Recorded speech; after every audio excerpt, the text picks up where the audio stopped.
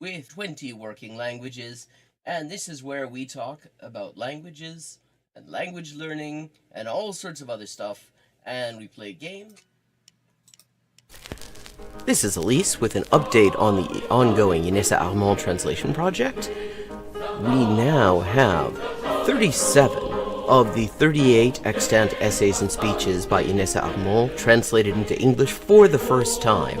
And we are just short of the halfway mark on the fundraising progress as well. This enrichment of the English language Marxist canon has only been possible with your support, and it's been a real lifeline for me. So anyone who would like to support this project can find links in the description for how to do so, and everybody who has already supported it has my sincerest thanks. Perfect. Okay, 3 of 4. El hospital 還元一級の先というのは、本当に誰も知らない字ばっかりでしょうね。私は Okay, we've leveled up and it is time to pick another language. Morfar är tröttare än vanligt. Maten är färdig.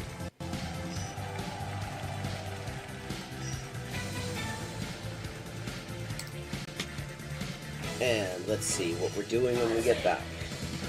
Greek. We're doing Greek when we get back. Ben neredeyse her gün okula giderim.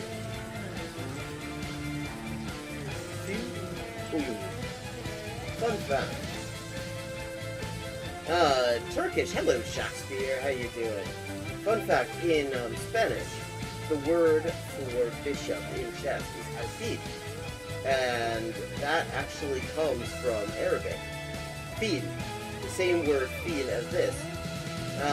Meaning elephant, because the bishop traditionally was to represent elephant units somehow. Similarly, in Russian, the word for bishop is squab, and that also means elephant. Okay. This is Elise with an update on the ongoing Inessa Armand translation project. We now have 37 of the 38 extant essays and speeches by Inessa Armand translated into English for the first time, and we are just short of the halfway mark on the fundraising progress as well. This enrichment of the English language Marxist canon has only been possible with your support, and it's been a real lifeline for me.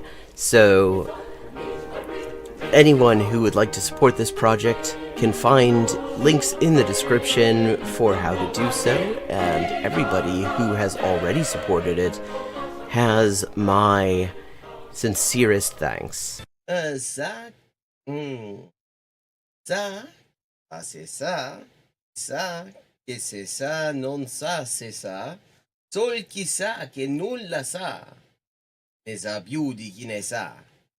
Ecco. Bonjour et bienvenue à Hyperpolyglotting avec Élise. Moi, c'est Élise, traductrice, éditrice et écrivain avec 20 ans de travail. Et ça, c'est la transmission en direct ou en jeu des jeux, surtout GeoGuessr en dernier temps. Et parle des langues, de la linguistique, de l'acquisition des langues. 10-159. Haven't made a huge dent in it, but we're getting there. Okay, gonna do some Chinese now. Nej. Nej. Man. Bien. Yo. 5.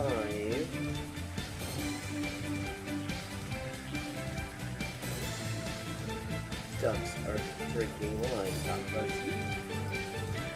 Bamba, okay, Bambas is duck. Okay, I have now leveled up. Let's see what the XP situation is now. 10,340 out of 12,500. And as always, viewers can choose my next language for me just with a follow and a $5 to my Patreon. Sotto le frasche del capanno 4 gatti grossi stanno. Sotto 4 grossi sassi, 4 grossi e grassi gatti. Un généreux déjeuner régénéré des généraux dégénérés. Un généreux déjeuner régénéré des généraux dégénérés. Facile. Sì, ecco, la gente... è la cosa che mi dice la gente, sempre che scoprisce che quante lingue parlo. Io sempre avevo l'impressione, diciamo, di che non era così, non era tan così, ma poi, dopo di aver visto qualche poliglota in YouTube, una delle cose che avevo scoperte era giustamente che la metodologia usata da quella gente poliglota che non avevo mai conosciuta prima, era più o meno la stessa metodologia che usavo io. I find a computer or what? Here's another example. I like to point these out. For this word for or, what sounds vaguely like hogun and the hok in hogun in Korean or waku in Japanese, and that appears it is the exact same kind of character. Okay, let me see. Un chasseur, ça son chassé. Ses chassés sont son chien de chasse. Der dicke Dach. Okay, der dicke Dachdecker deckt dir dein Dach, drum dank dem dicken Dachdecker, dass der dicke Dachdecker dir dein Dach deckt. Hola y bienvenidos al directo de Hyperpolyglotting with Elise. Yo soy Elisa, traductora, escritora y editora y comunicadora social con más de 20 idiomas de trabajo. Y aquí vamos a estar jugando videojuegos, sobre todo GeoGuessr, y hablando de idioma, la mejor forma de aprenderlo y caleta más. Zwei Zwetschgenzweigen zwitscherten zwei tschechische Schwalben. Tres tristes tigres tragaban trigo en un trigal en tres tristes trastos. Oh, I see. This is Diche Ishai Fui, which means, do you want food? But, yeah, are you hungry? That's also. How are the boys? Cocine da boy. Posso Milao. Pote. Buenese. Proteine.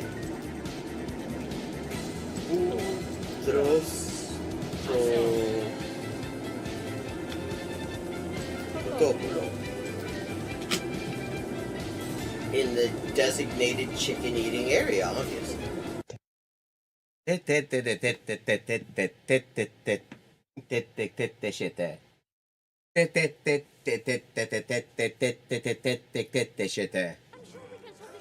Okay, still 3 times I have to defeat him.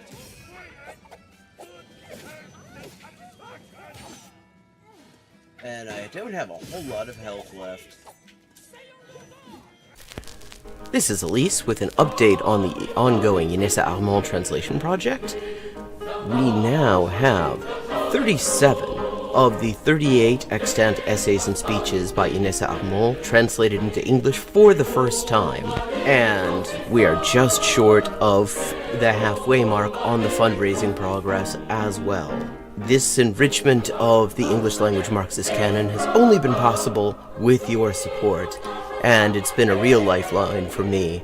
So anyone who would like to support this project can find links in the description for how to do so, and everybody who has already supported it has my sincerest thanks. Monsieur. Livre. Liwe, livre.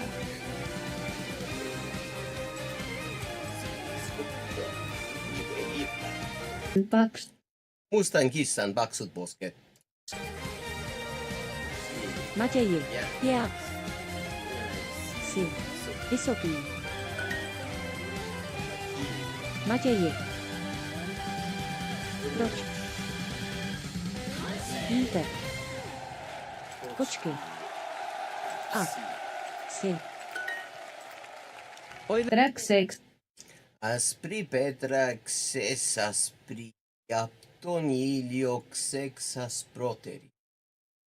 Aspri Petra xes aspri apton ilio xes asproteri. En coginio panas. Oh boy. Da ferad verda ferra ferda vedri. Jakob. Hefed. Hefed. Hefed. Hefed.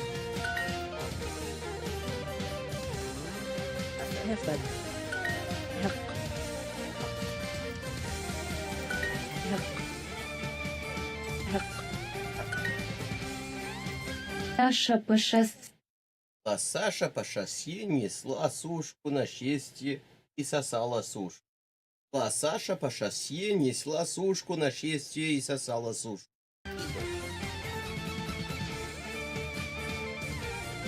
Mwalimu.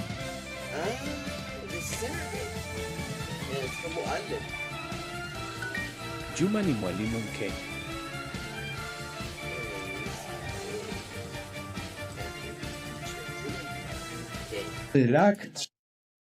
Ирак чимав чипах чемп чавю чи ченчи чини. Чирак чимав чипа да чирак чимав чипцах чемп чавю чи ченчи чини. Бакакит алшит. Хикрин.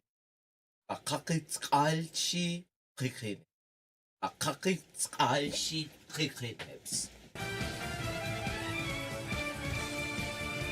Oh, Thanksgiving cat signs. Meow and the pictures of the fish. That's they were proud. Sööpel. Kubu. Üritavad. Uraista. Omena. Are in the city center.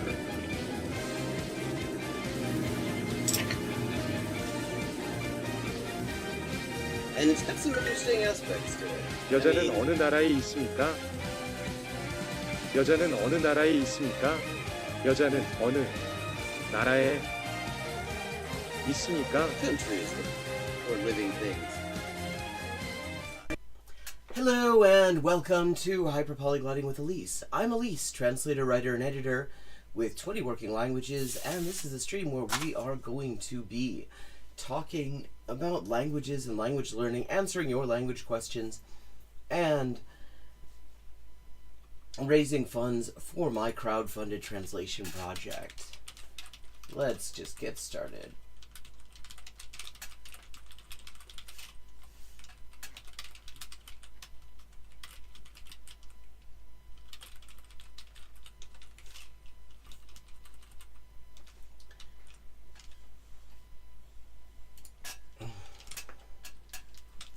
And for anyone who wants to support the project with a donation,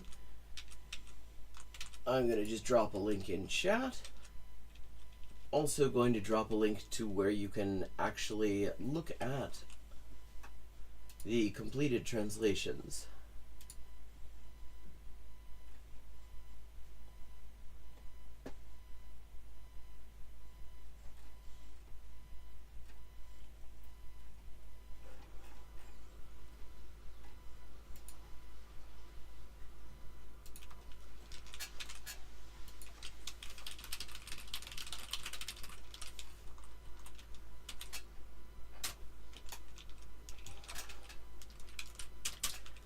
Okay, let's see what we've got for today. Had a bit of a late start. I'm sorry about that. I was having to help my mother find her phone, which was hiding in a very unexpected sort of place. So what have we got?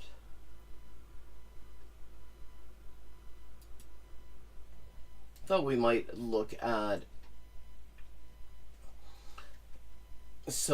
an Arabic resource that just sort of showed up in my recommendations to start off. This is the Easy Arabic Podcast, Episode 1, Listening, a channel called Learn Arabic with Khasu. So I'm going to drop that link in chat for anyone who's interested in it, and let's give it a look. As always, let me know if I need to make any adjustments to the audio on this.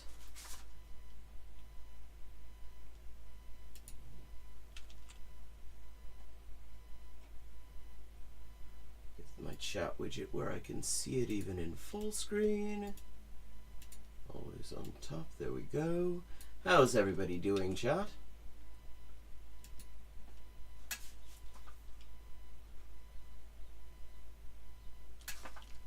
بسم الله الحمد لله والصلاة والسلام على رسول الله وعلى آله وأصحابه أجمعين أما بعد السلام عليكم ورحمة الله وبركاته أهلا وسهلا ومرحبا بكم إخواني وأخواتي طلاب اللغة العربية. Okay. واليوم أريد أن أتكلم معكم في موضوع مهم جدا Okay. في تعلم اللغة العربية. So he's speaking Fusha. You can always tell because in one way you can always tell when somebody's speaking Fusha and speaking the sort of very elevated version of it is that you have the case endings.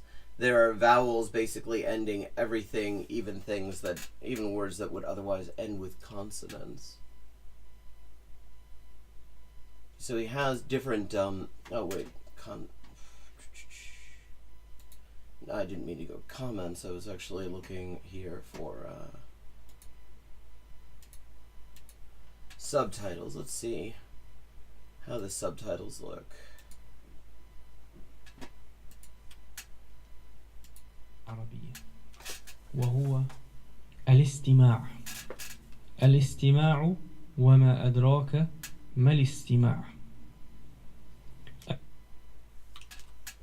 Okay. So, I mean, I always like it when there are, bespoke subtitles. So those are often much, much better than automatically generated ones. Oh, he's got a bunch of them, too. There's also Russian and Turkish.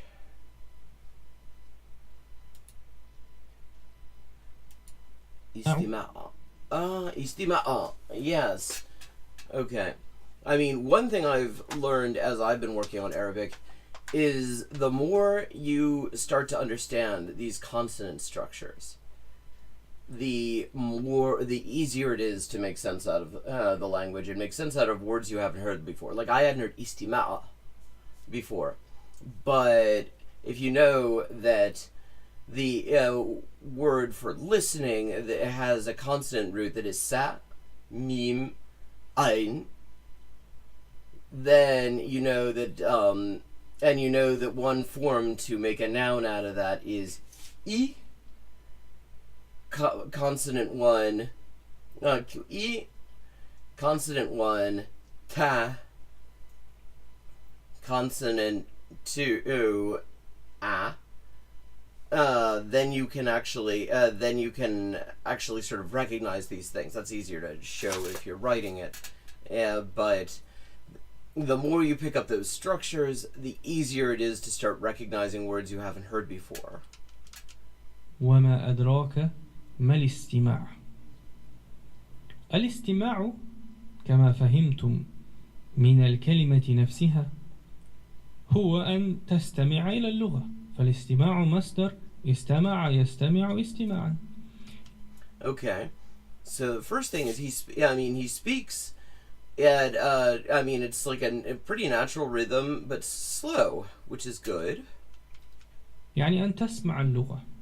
And the repetition is good because if you look, there was another word with that sa, mim, ain, consonant combination, also related to listening and hearing, but it was in a different form. والاستماع إحدى المهارات الأربع للغة.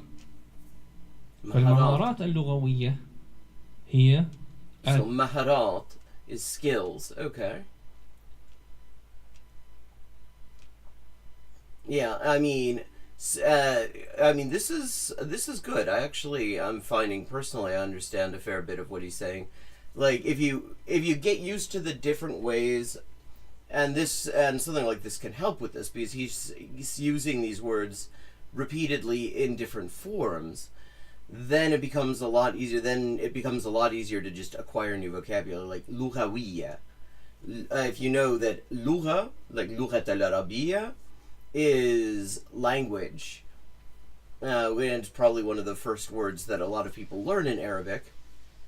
أنا أتكلم اللغة العربية or whatever. Then you hear lughawiya, and it's like, oh, okay. So that's how you form an adjective with it. الاستماع والمحادثة والقراءة والكتابة. يعني الاستماع هي قدرتك على قدرة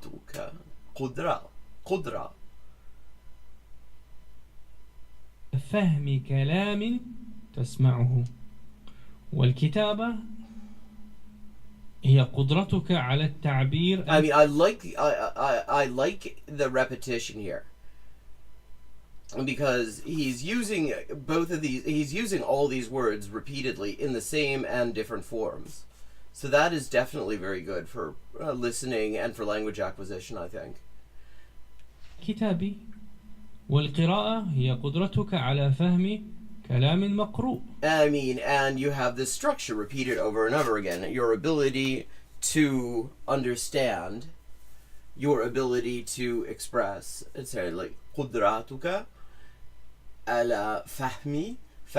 فهم is the root of the verb for understanding. Another word probably beginners get fairly early in order to be able to say that they don't. أو كلام تقرأه. والمحادثة هي قدرتك على التعبير I never would have thought that the word for speaking was muhadatha. Like, I mean, although then again you do hear that for like, I mean that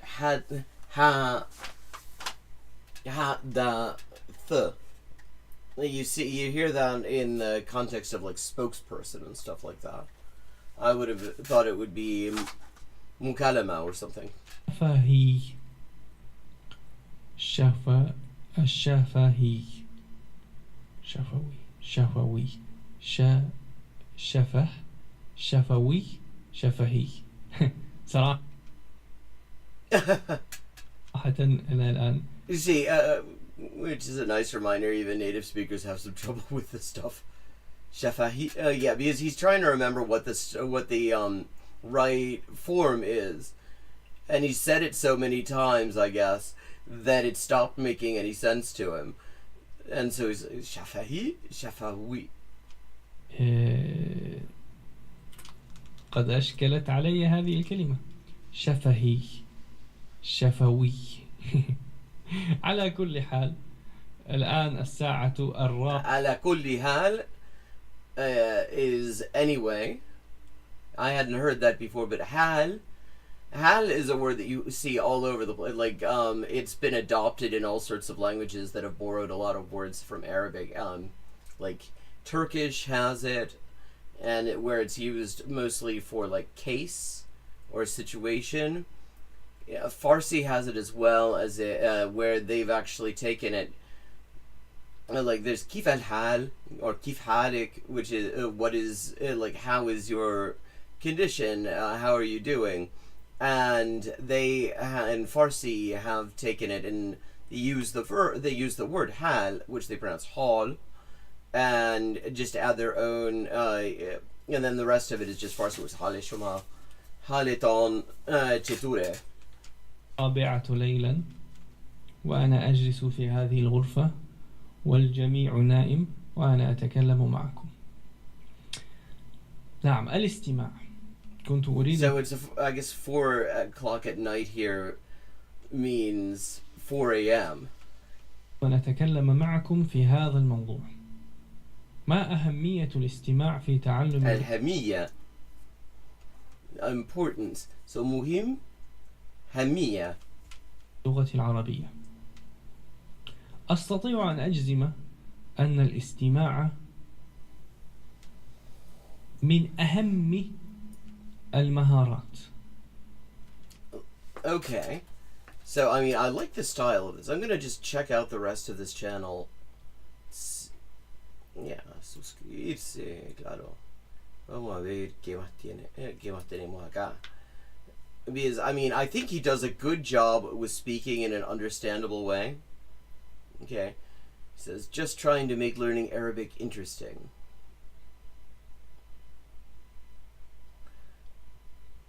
Kasu Atsayev. That, okay. That sounds like he might not be a native speaker, that he might actually... Atsayev, I think... well, that is a Central Asian Republic name. It's Russified. I'm not sure in what country.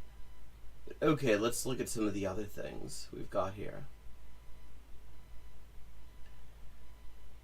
Okay, okay. This one is classical Arabic still alive? Okay, that should be interesting.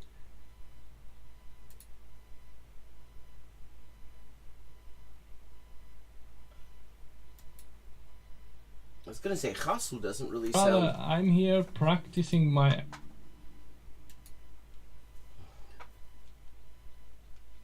Arabic and make videos how I speak with people in Arabic. Do you mind if I share this video on YouTube? I'm with you. Oh, okay, so he's like sort of...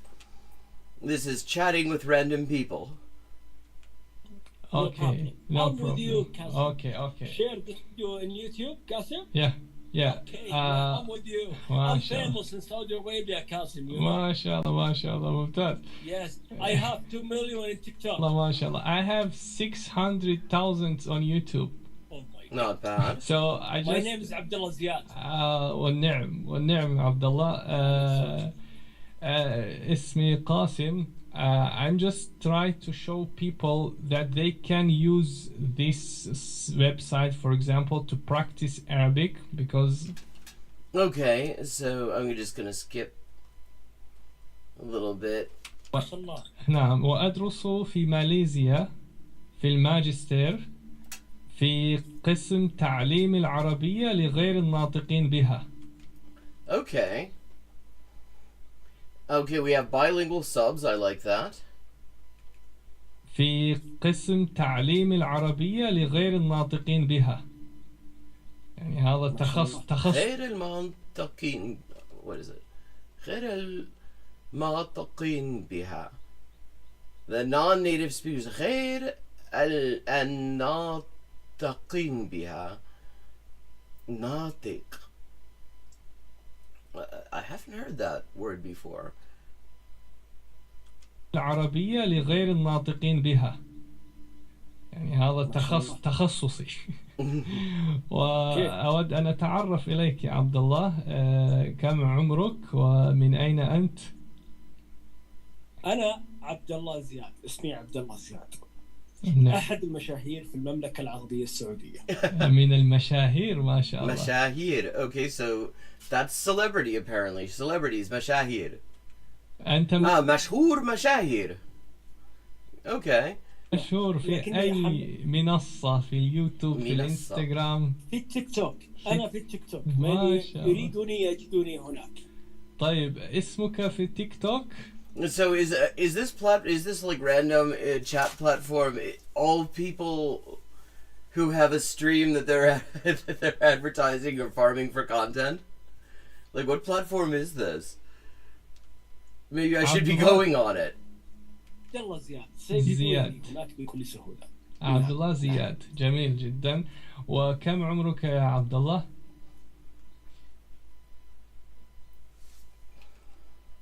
تسكن في السعودية.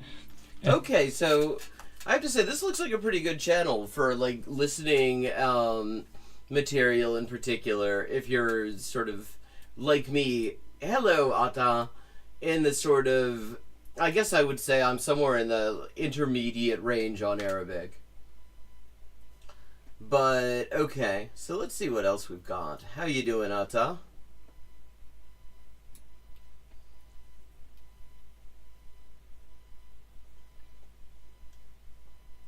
Okay. Now there are tons of videos on this platform that'll say something like, well, learn a language in 30 days with the military language method. And I have to say, I mean, I haven't actually seen...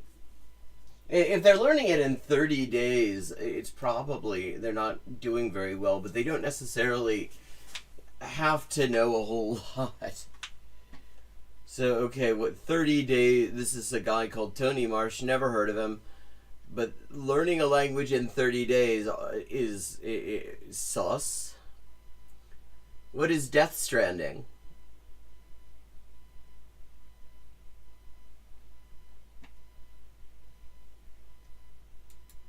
Okay, let's see what this is going to be.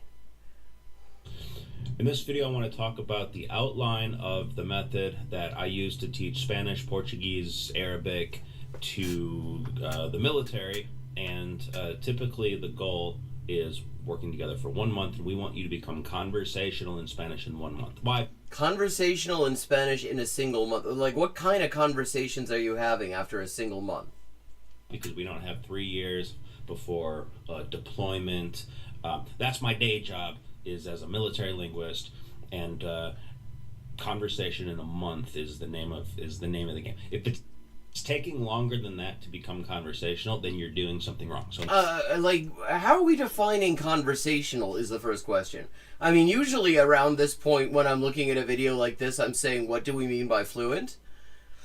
But what kind of conversational are we talking about that you can manage it in 30 days?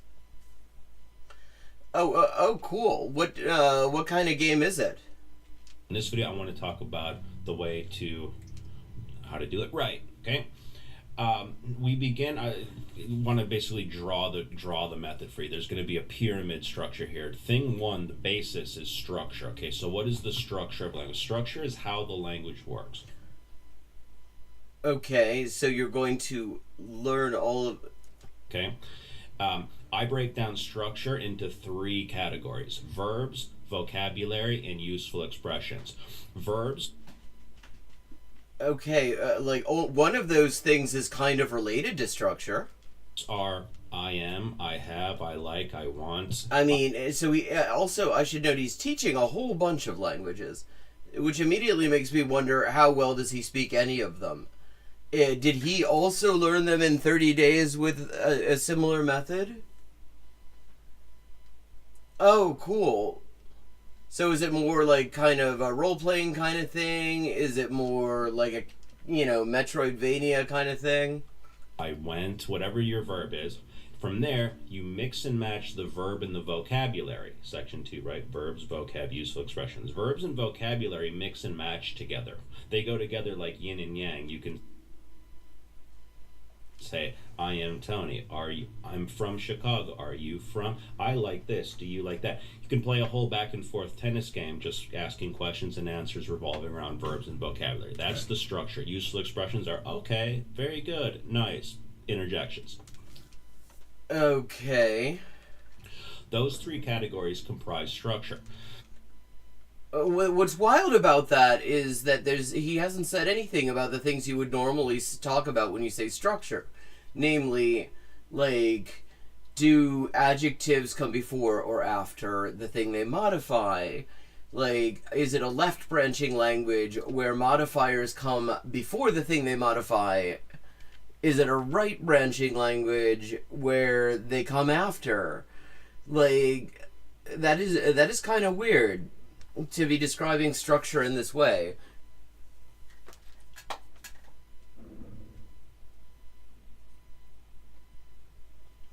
Like, is it cool, very story heavy walking simulator, so like first person? Now, most language learning and language teaching methods, they aim for that first level and they just stop there. I find maybe a little conversation practice, but like, what methods is he talking about that just stop there? Apps. I mean, if you're not conversing with a person, then you're just aiming for structure. Like you're just trying to memorize enough verb, vocab, expressions, word order, syntax. Okay, finally, some things that are actually structure in his discussion of structure. You're trying to study the language, and that's not enough, because just studying the language is not going to make you conversational in the language any more than studying boxing would make you a good in the ring, or like studying tennis would. I mean, I do actually. I will say I agree with that, but I mean, like, what kind of conversational are we talking? Like, they're not. He's not using any like standard like B1 or C2 or whatever. Like, obviously, this cannot be trying to get to like C1 level in 30 days. So what exactly are we talking about? You good? Like, you can't learn tennis from an app from Wii. It's not the same. So where most methods stop, which is at structure, is where we just get started. Structure is the way the language works. What comes after that is how the language works for you. That's conversation. We use the structure to create conversation. So again, it's not just memorizing verbs and vocab and usage, but it's working them into a conversation where we can go back and forth like a tennis game. I mean, the wild thing about like this, I mean, because this is not the only video that I've ever seen that says like, learn using the military method or something like that. And it's like, I don't remember the U.S. military having a particularly good reputation for being great at the languages. And we're like a martial art, asking and answering questions, because that's conversation, okay? So we do that from day one. I mean, okay, that is part of conversation. We start creating this sort of cycle, little more structure, a little more conversation, a little more structure, a little more conversation, and you keep. Your mission is to deliver hope to humanity by collecting the last survivors of a decimated America. Can you reunite the shattered world one step at a time? Yeah, I mean, I have to say, I've never. I mean, I will say, it's been a long time since I've seen the materials of the FSI. And maybe they've improved them since like the 1990s, which is the last time I really bothered with any of their stuff. But I was not impressed with them. Like, the quality of it was like really slapdash printing, and really I did not think was particularly good. Keep doing that until muscle memory kicks in.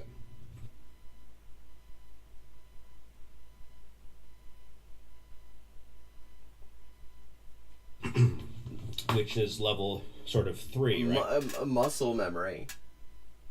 Like, okay, for like pronouncing the sounds, which we haven't even really talked about, getting used to the phonetics of the language. But, I mean, that's not the memory you most need if you're going to actually be able to function in the language. I mean, you do need that. You have to be able to form the sounds, obviously. But, like, is that the memory? Now, this doesn't take a long. This could happen. This happens within a few minutes often. Like, you can get something stuck in your head in a couple repetitions, and pretty soon you're this cycle of conversation and structure kicks in. Muscle memory kicks in. I mean, do you know what I'm saying? Well, yeah, that doesn't sound like you're thinking very much about what's going on in the conversation, though. Because if it's just muscle memory, you're just doing things automatically, which does not sound like much of a conversation. I mean, that's like how to be an NPC in other languages, basically. Talking about, I wish I could do it for you with you right now. Well, I mean, you could give some examples. Yeah, like. But just try to imagine what that feels like, right? So I'm asking you things in Spanish, Portuguese, Arabic. You know what I'm asking you? Answer with your verb and vocab. It's like a martial art game. I mean, his analogies with conversation are very interesting. I mean, it really sounds like when he says conversational, he means being able to carry out an extremely basic interrogation, like, who are you, where are you from, or something like that. Pretty soon you're able to do it through muscle memory. The final level up on the top of the pyramid here, excuse my handwriting all the way through here, that's personality. Okay. I find that the ultimate level of language learning comes when the language becomes a vehicle for your self-expression. I mean, I will say I agree with them, but, like, I don't see how that's going to happen in 30 days, and the way he's describing it doesn't sound like you're not going to get very far in it. Such a way that your personality comes through the language. So you start being, like, funny in the language. You start, like, being nice in 30 or days. mean or... I mean, to a certain extent, yeah. I mean, if you're doing it certain ways, yes, you can start to make very rudimentary jokes in a language early on. I mean, especially puns aren't necessarily all that hard to do. You can do those at a fairly low level, I suppose. But, I mean, like, 30... I would really like to see examples of the results that he's getting in 30 days. Like, I agree with this part. I think that is true. But I just don't see... I mean, what he's describing as a method to do it in 30 days, I don't see that achieving it. Happy or sad, or like all of the feelings that you have find their expression through the second language. It's also interesting to note that often people who are bilingual or multilingual say that they feel that their personality is slightly different. I call it, you have your English speaking personality, or ESP, your Spanish speaking personality, your SSP, your Arabic ASP. And I mean, okay, but usually that comes from having your being is so deeply intertwined with these languages that it comes out, it's expressed very differently depending on the way the language works. But you're not going to have that sort of fucking deep connection to the language in 30 days. Come on. The acronyms as such for personality. So that's the top of the thing. Now, like, above that pyramid, there is a sun that shines down. I'm so... the visuals are really first rate here. Upon the whole thing. And he has a whiteboard there, right behind him. Why is he using this? I'm not even going to try to write that. That says listening practice. Wait. Okay. And why is it the sun? I mean, are you saying that is something that is way off after you've already completed the pyramid of indecipherable handwriting? Or listening, listening. It says listening. Can you see it? All right, it's listen. I can see an L that seems to, like, trail off in the middle. So what's listening? Why is listening the sun? Well, all of this happens inside of your personal pyramid. It happens inside of your mind. The pyramid's your mind and body. All of this happens inside, but listening happens from outside, right? Like, I can practice thinking, practice speaking, right? But I can't control what other people say. So this is where people often say, oh, well, people speak too fast, and there's too many dialects, and I don't know what's going on in listenings and everything like that. Well, I mean, that sounds like these are things that can be adjusted depending on what kind of listening materials you're working with, though.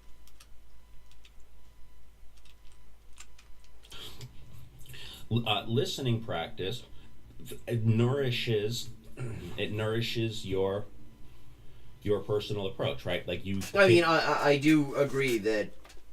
I mean, this is the first he calls it listening practice, but I mean, what he's talking about here is input, potentially comprehensible input, and potentially that special optimal kind that really helps you advance by giving you structures that you don't quite have in a context where you can understand it anyway. Up a ton by listening.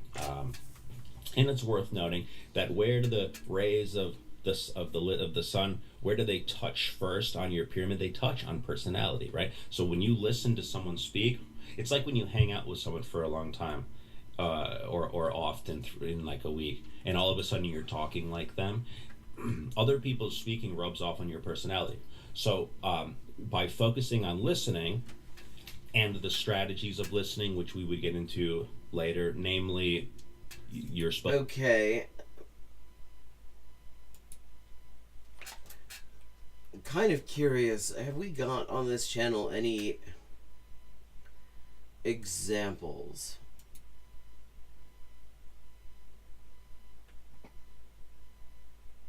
The matrix method for... Okay, so he's selling a thing. Which is not necessarily bad. I mean, I'm selling things as well. How to learn any language, even Korean. Wait, also Korean? I mean, not impossible. Instant convo method.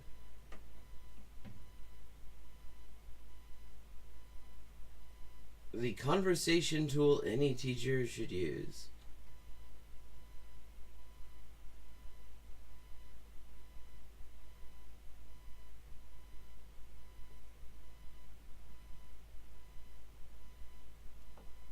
Okay.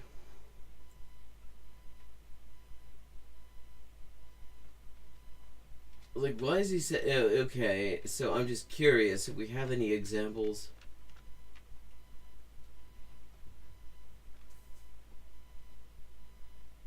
Okay. She tested my Arabic. Are we going to get to see her? Are we going to get to see this happen? Like, okay, we were just doing Arabic. Might as well have a look.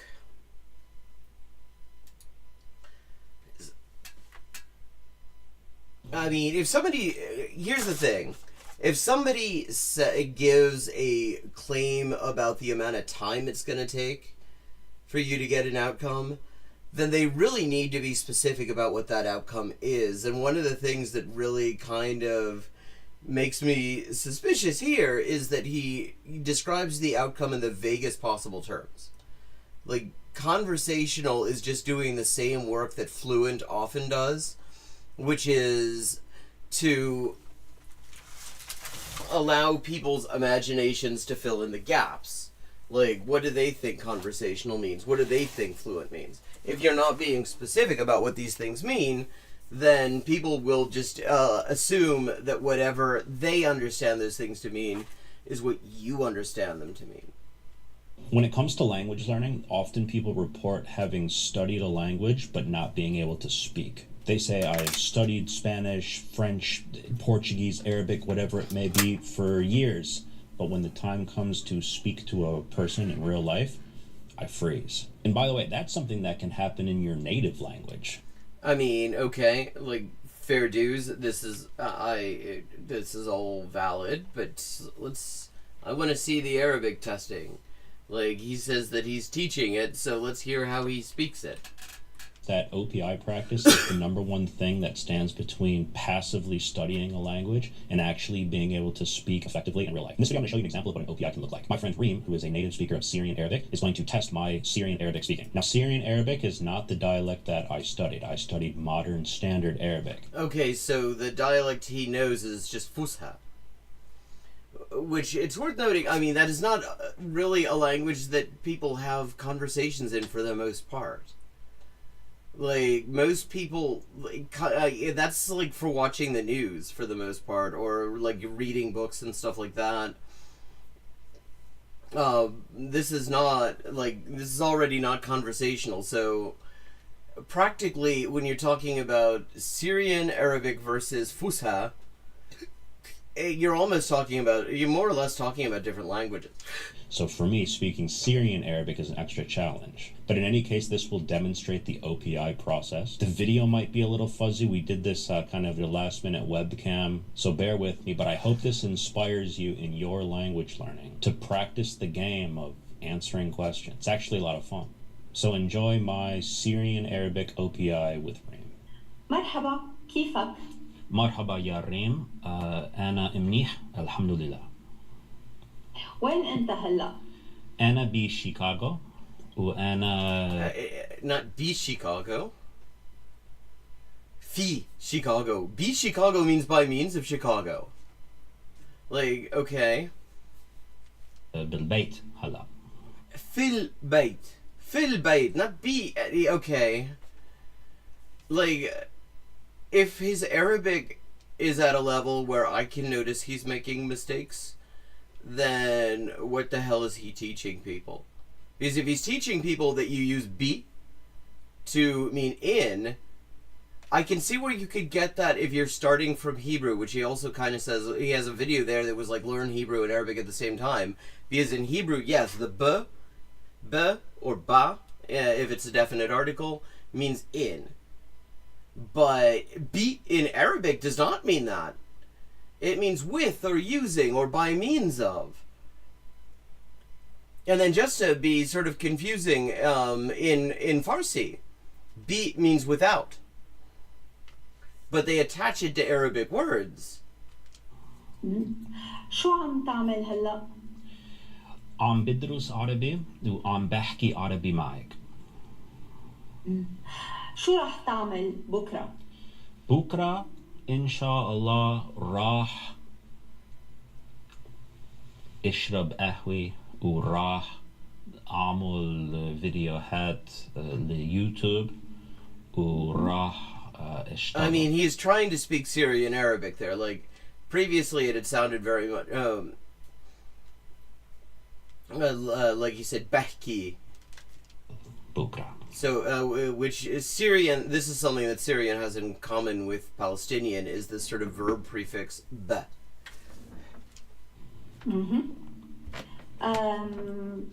شو عملت اليوم توني؟ اليوم شربت قهوة ودرست اسباني ودرست برتغالي وعملت فيديو ودرست عربي شوي. تعلمت عربي or practiced. مارست عربي شوي. Like, this guy, yeah, like a Lebanese, Syrian seems to do a lot of things that Lebanese does, like, because, like, the way he pronounces qahwa, he just takes the kaf off, and Lebanese does that too. Okay. I mean, this is one of the reasons, like, Lebanese Arabic is actually not the worst one for people to learn who want to try to avoid a lot of the more difficult consonants Arabic has. Because, like, because Lebanese Arabic actually does not pronounce a lot of the hardest consonants for foreign learners.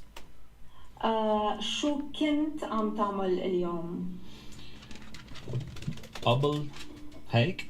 قبل هلا. قبل هلا؟ شو كنت عم تعمل؟ كنت عم بعمل قهوة. كنت عم بقرأ شوي. Like, I mean, the minute I'm looking at this, because notice he does not switch into Fusha. He says that the language, that the Arabic that he like teaches people is modern standard Arabic, Fusha. So you would expect if his Fusha was good enough to be teaching people, like more than extremely basic stuff, that if he was having trouble with the Syrian Arabic, he would be falling back into the Fusha. But he's not. He's like falling back into English, and it's like, if this were somebody who was a learner or something like that, that would that would be fair. Everyone does that. But this guy says he's teaching it, and he's teaching it in 30 days. And the very least you should be able to do, if you're making those sorts of claims and also taking people's money for them, apparently with his like fucking Matrix method, is actually be able to have this conversation without having to switch into English. If this is the result, like, look, if this is the result that you can get after 30 days, that's not bad. But you need to be upfront about this. وكنت عم بحكي مع أولادي. Like, he isn't pronouncing ein at all. Because that's not ma, it's mala. Mala. I mean, I have trouble pronouncing ein as well, but he isn't pronouncing it at all, and they definitely pronounce mala. They, you know, kaf becomes it becomes just. But, like, okay, so his pronunciation is, like, I mean, I don't know, I feel like he's sort of maybe at a B1 kind of a level. I mean, my Arabic is not great either, I will say. But, yeah, like, it's good enough I can follow along in this conversation. I can follow along in this conversation enough that I'm noticing things that he's getting wrong. كيف الجو اليوم توني؟ الجو اليوم هون بشيكاغو كتير شوب. كتير شوب. كتير شوب. اوكي، شو اسمك؟ اسمي توني. اوكي. من وين انت توني؟ أنا من شيكاغو. أنا Like, I mean, like, there's no Arabic pronunciation at all. Anna min Chicago. Like, he's just using English vowels here. Not أنا من شيكاغو. أنا من الولايات المتحدة. من أمريكا. وين ساكن؟ أنا ساكن بشيكاغو. شو بتشتغل؟ أنا معلم في اللغات. معلم في اللغات. And so he has feet.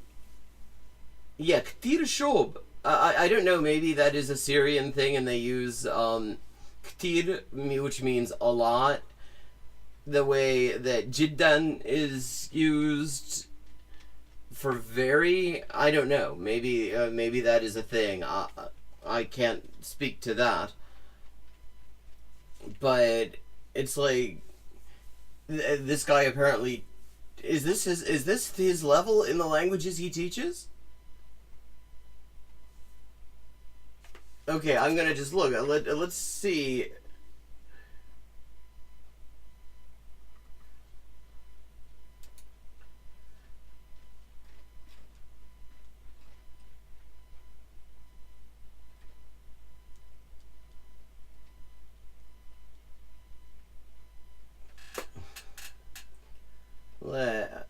Okay, where have we got?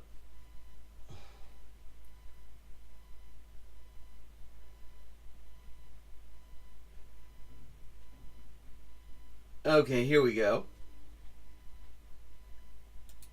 Oh, 30. Hello, Riveroon.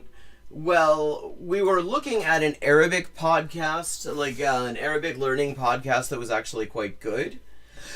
And now this guy will take your money to teach you how to become what he calls conversational, definition unclear, in a language in 30 days. And we were just, like, supposedly, one of the languages that he teaches is Arabic. And that video was him, like, speaking Arabic.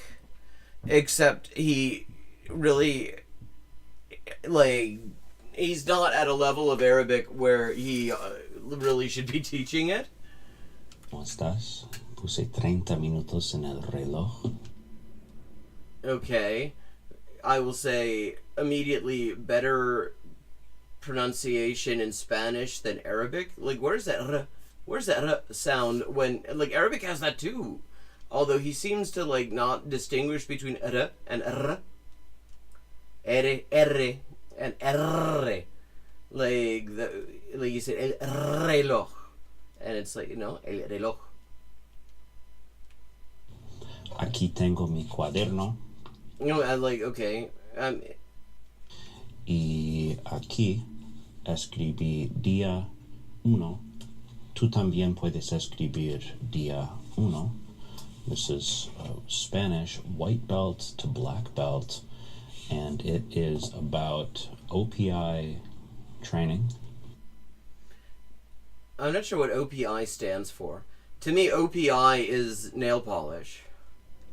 Oral proficiency interview, that's the speaking test. use this in the military. The way to test your speaking is, if we're testing your Spanish, I ask you questions in Spanish and only in Spanish, and you have to answer my questions. It's the simplest possible way to test your reflex. Okay, we're skipping over this Dibujar.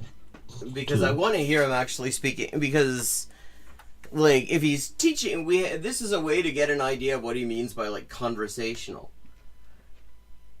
Yeah. Escribes un círculo también. Circolo, and that's Italian, except it's circolo. Círculo, círculo.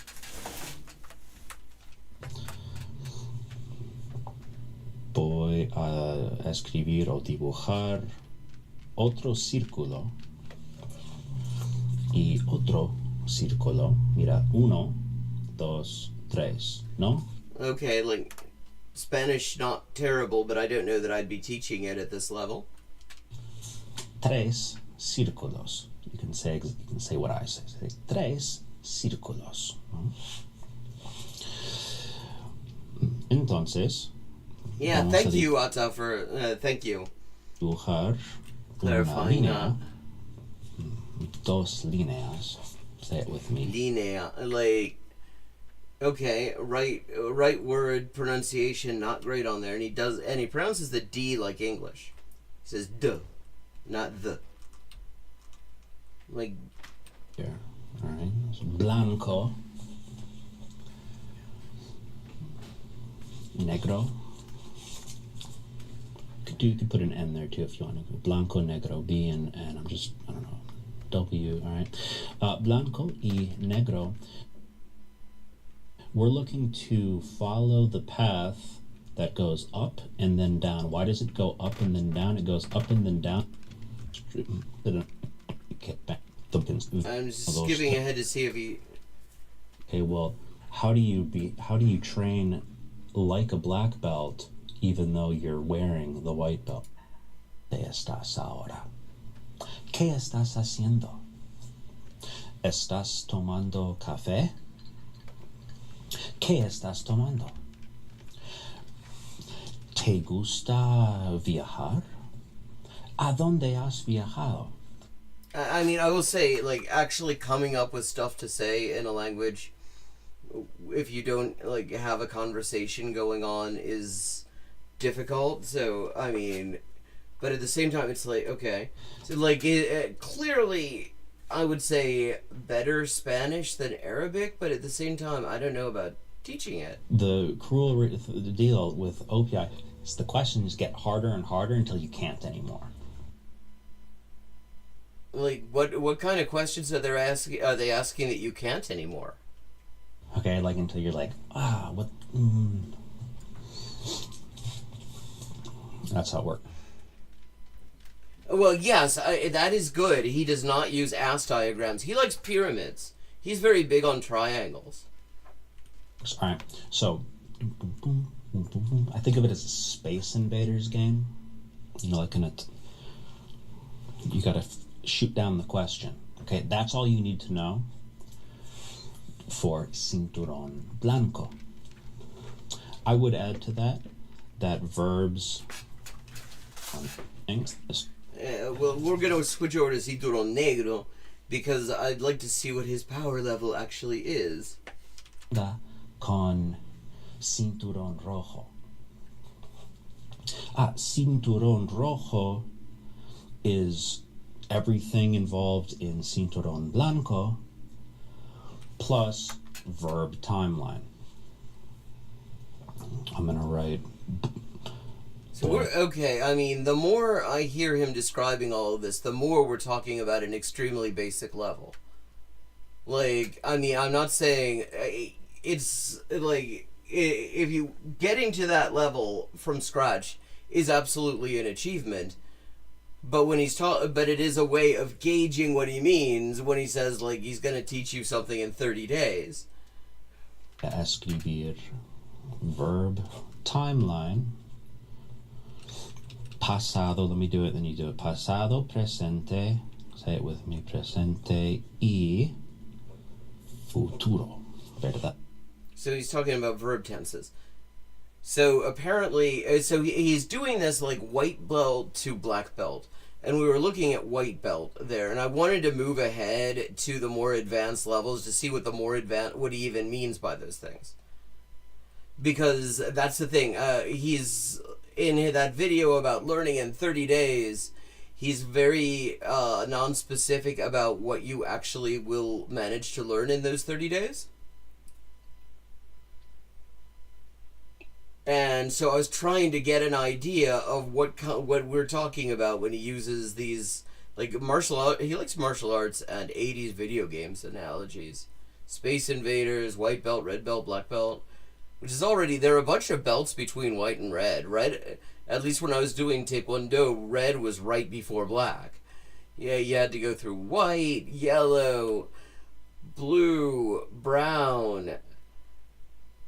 And there were intermediate phases in between those, brown and white, red, you know. So, like, red belt was way ahead. Apparently he does teach in a classroom. I mean, what he said in the first video we looked at is that he's, like, teaching military people, like, language proficiency in order to get conversational in 30 days. And so the question I've been trying to answer is, what does that mean? Like, and what his level is. Because he's not going to manage to teach people better than he himself can speak it. Yeah. But I'm going to take a little bio break. And I will be back in just a few minutes. Quick bio break. Based on his statistics, that would be quick enough to get to a... the few minutes it'll take me to have this bio break would be quick enough to get to a B1 level in the language.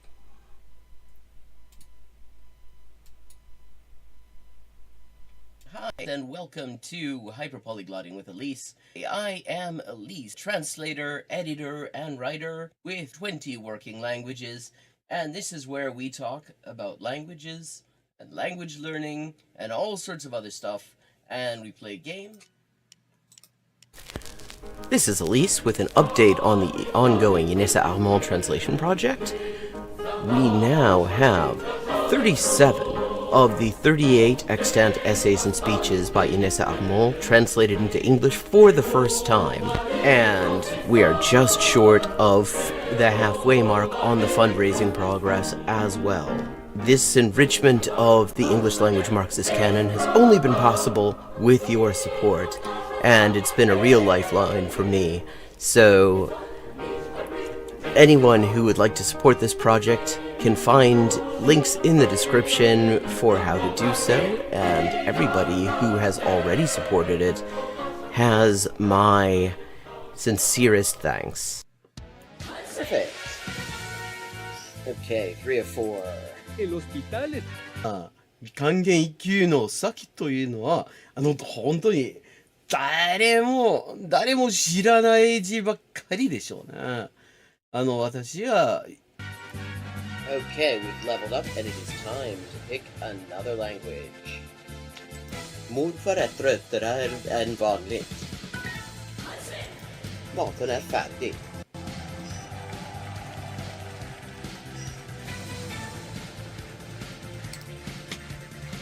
And let's see what we're doing when we get back. Greek. We're doing Greek when we get back. Ben neredeyse her gün okula giderim.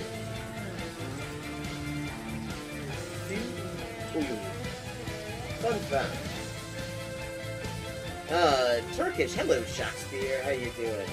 Fun fact, in Spanish, the word for bishop in chess is alfil. And that actually comes from Arabic. Fil. The same word fil as this.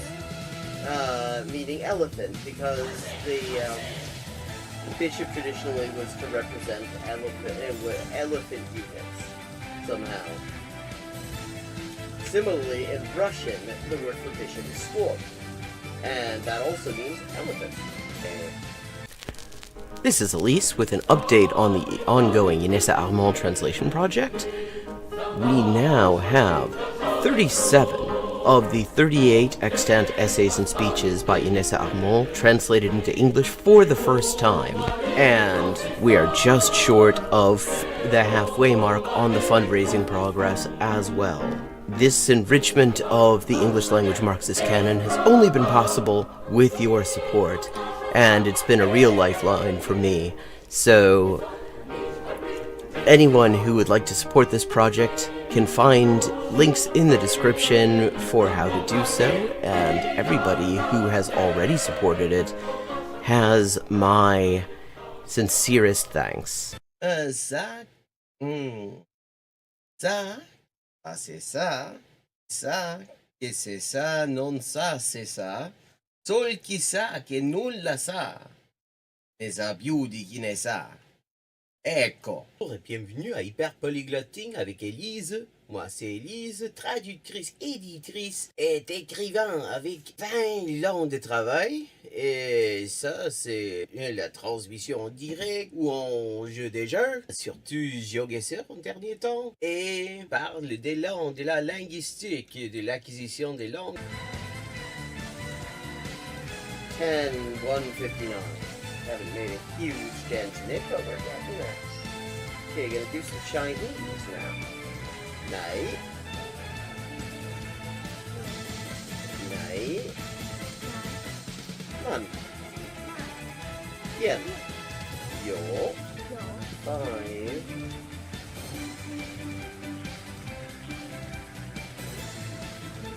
Ducks are drinking wine. Barbaz.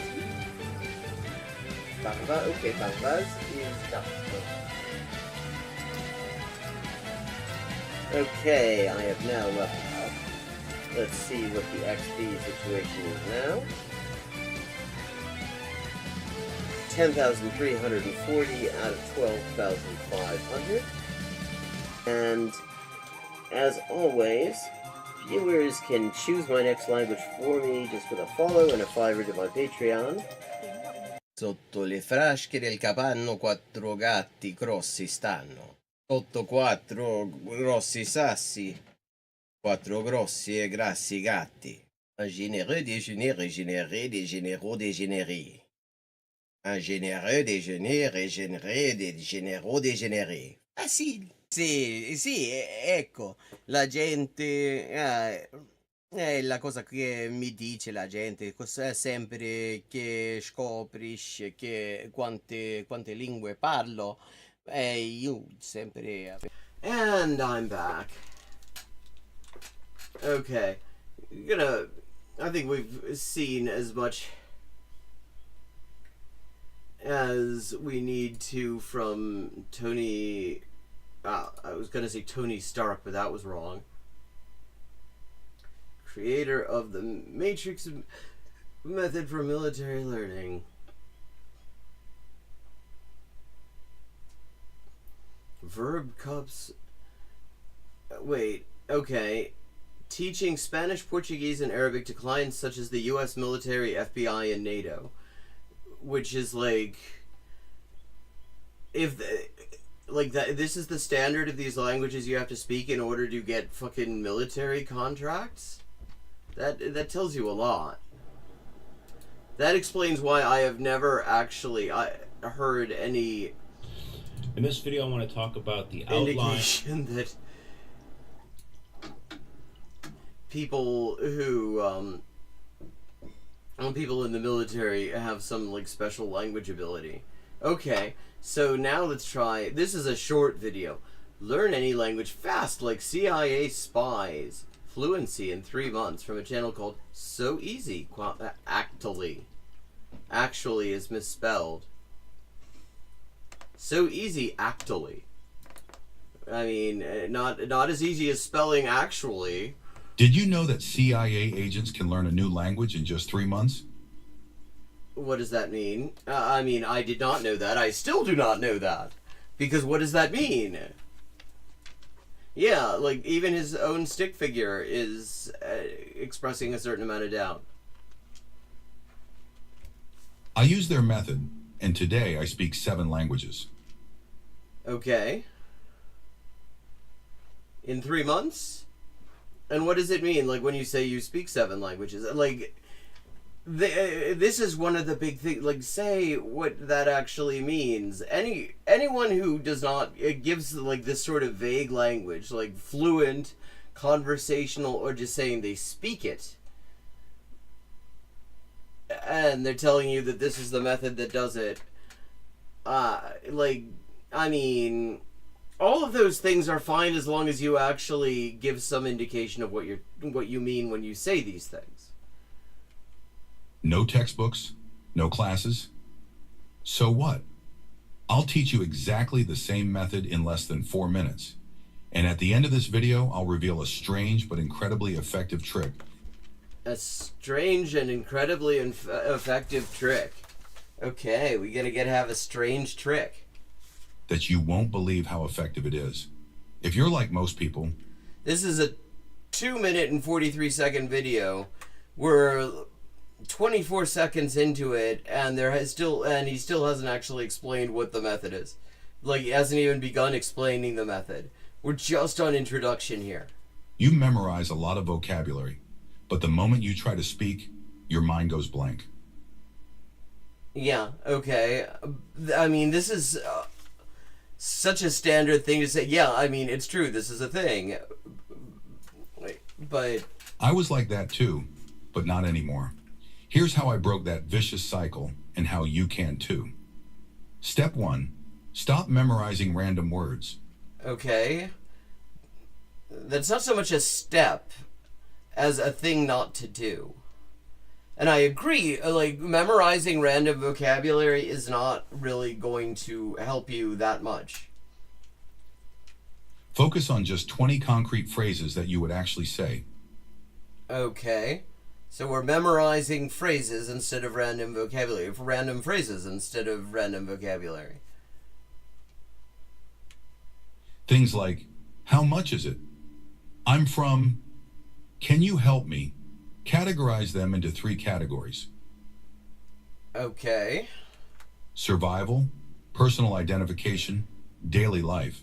Repeat them until they come naturally without thinking. Yeah, but the thing is, okay, so you're repeating them, but the thing is, that does not mean you're going to understand what they say back to you. Like, okay, so you say, where are you from? And then the person says, well, you know, that's actually kind of a complicated question.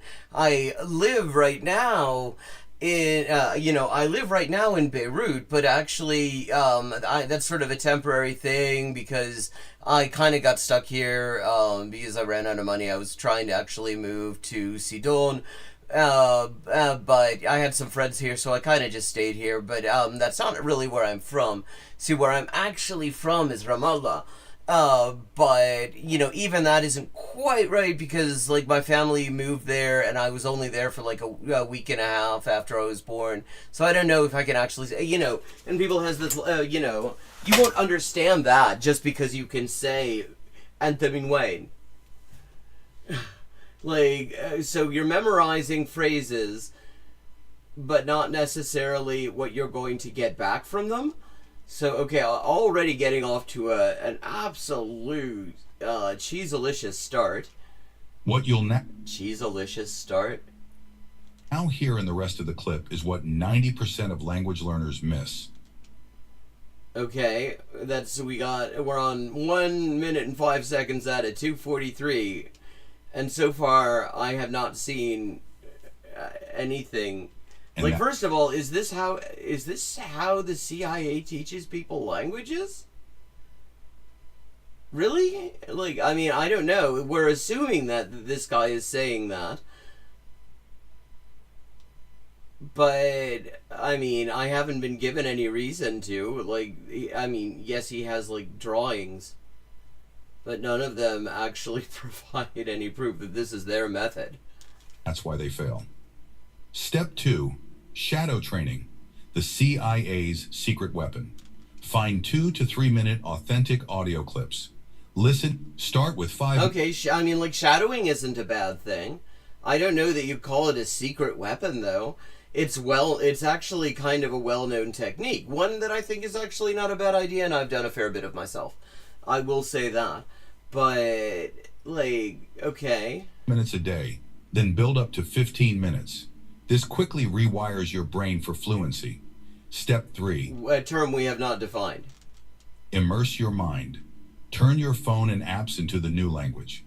Follow 3 authentic content creators. And follow the 1-hour rule. Absorb the language daily through music, TV series, or YouTube. I mean, like, none of this stuff is a bad idea. I don't think that, I mean, but we've also not really got a clear idea what any of this means in terms of the outcome it's promising. What is fluency in 3 months? Are you feeling motivated yet? I'm feeling skeptical. Or maybe you're doubting yourself? No, I'm doubting you. I mean, I know I can do this, not necessarily in 3 months, but I have not really seen any evidence that the creator of this video can. Don't worry. The next 2 steps will solidify what you've learned and make it stick forever. I mean, what he said is engage with input there. Which, I mean, absolutely good. You need to engage with input, no matter what method you use. Engaging with input is actually central to the whole thing. But how you engage, what kind of input and how you engage matters. Like, if you're, like, you follow 3 content creators in your target language. Okay. Fine. But depending on what those content creators are doing and what kind of content they're creating, you're going to get more benefit out of that or less benefit out of it.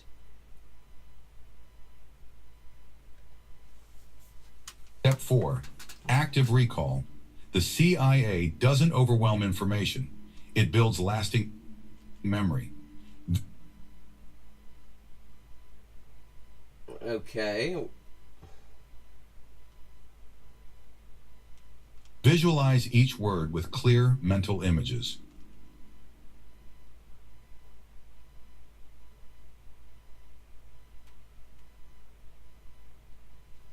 Use spaced repetition tools like Anki.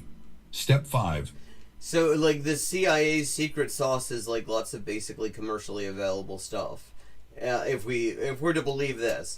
And again, given that, like, intelligence agencies tend to have a sort of preference for having people who are native speakers of the language if they need somebody to infiltrate a place that speaks a particular language, just because it's less likely to have somebody fuck up in an obvious way. You know, the idea, you know, you want, like, plausible cover that is not going to get blown really easily. I don't know that they necessarily are the best language teachers out there. Simulate the task. From week 9, talk to real people. Use Tandem or HelloTalk. Record weekly audio notes. You'll hear your progress week after week. Like, okay. This is, okay, so that's so easy, actually. This video has like 19,000 views, only 465 subscribers, which is just like slightly more than I have. But yeah, not really buying that. تعلم اللغة الفارسية. So, okay. Now, I'm curious about this. One thing, we were looking at a corny language learning educational TV program for Arabic speakers learning Farsi last week. And I thought, why don't we look at some more content that's Farsi for Arabic speakers, because sometimes that can actually be very useful for Arabic. Even more so than Farsi. So I'm gonna...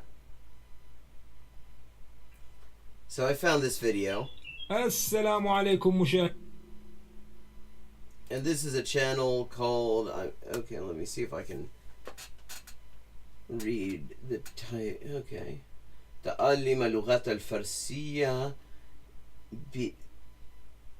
بأسهل طريقة.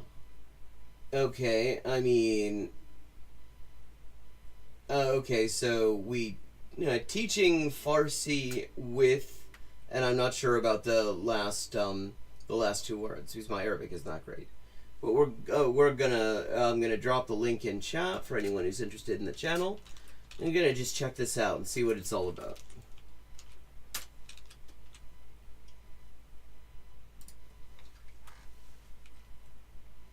مشاهدينا الكرام، شلونكم؟ إن شاء الله تكونوا بالصحة والعافية. طبعا في هذه الملف راح أعلمكم بلهجة العامية اللغة الفارسية يلي هي دارجة بالشوارع وبين الشباب. طبعا قبل كل شيء لا تنسون اشتراك بالقناة وتفعيل زر الجرس. إذا جاهزين يلا.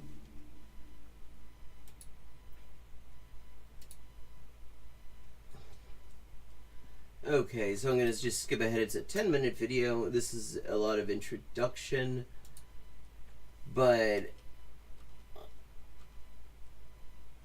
okay, here we go. سلام، حالك چطوره؟ يعني هلا شلونك؟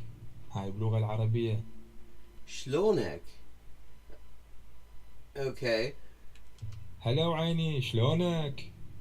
تصير سلام، حالت چطوره؟ هيك يما تقولونها.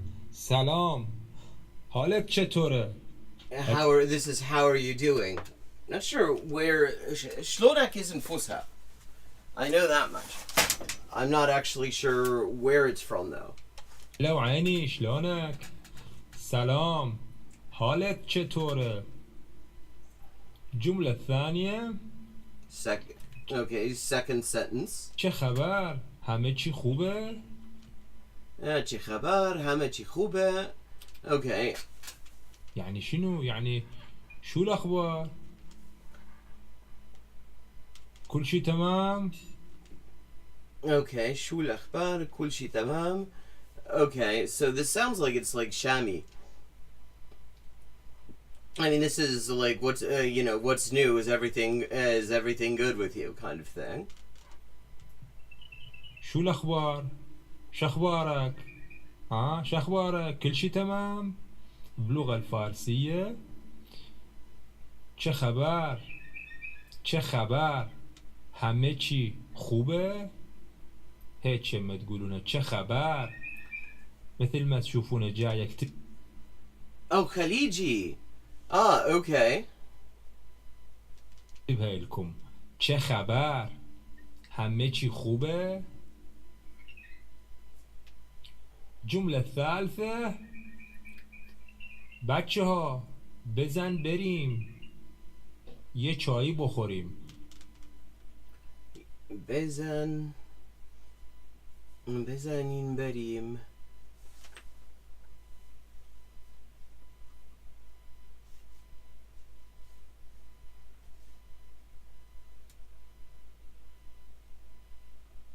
بخوریم. چای بخوریم. Oh, okay, so let's have some tea. يلا شباب نروح نشرب شاي. Yeah, okay.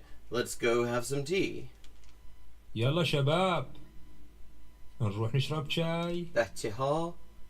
Okay, so shabab is بچه‌ها. بچه‌ها literally means like kids, which is kind of what shabab means as well. It's like, hey lads, let's have a cuppa. بزنیم بریم یه چایی بخوریم. Yeah, the shlonach ch as the ending instead of ka. That's a Kuwaiti thing, isn't it? I was watching a Kuwaiti series a while back and I remember everything ending in ch. يلا شباب يعني بچه ها. شباب بچه ها بزنیم بریم. يلا نروح چایی بخوریم. نشرب چای. بخوریم نشرب. کجایی؟ دیر کردی. هاي جملة الرابع. وينك عيني تأخرت؟ مثلا تتصلون على شخص Where are you? I think that's... Yeah, you're late. تحطون توعدونه وهو يواعدكم تجون بهيج محل تشوفوا عندك لغاء شيء انت تجي وذاك ما يجي وتتصل عليه وتقول له وينك عيني تأخرت هيش تقولونها كوجاي. Oh, interesting. He decided not to. He apparently decided not to switch between the Farsi and the Arabic keyboard because the final kaf there is written the way it's done in Farsi because they don't change it and put the izafa in the middle of it the way they do in Arabic. دير كاردي كوجاي يعني وينك دير كاردي يعني تأخرت زود بيا Fast. تعال بسرعة زود بيا. الجملة الخامسة شنو صاير هنا؟ شنو صاير هنا؟ ايش صاير؟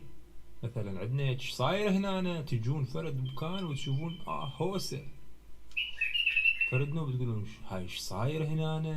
شنو هاي السالفة؟ ايش تقولون؟ اینجا چه خبره؟ تردون تقولون ايش صاير هنا؟ It's interesting because it's like my what little Farsi I have helps me with the Arabic sometimes. What little Arabic I have helps me with the Farsi sometimes. چی شده اینجا؟ شو صاير احنا? So what's the deal with this place, I think? اینجا چه خبره؟ اینجا يعني هنا. Okay. چه خبره؟ يعني ايش صاير؟ Interesting. چه خبره؟ But let's see what else we've got here.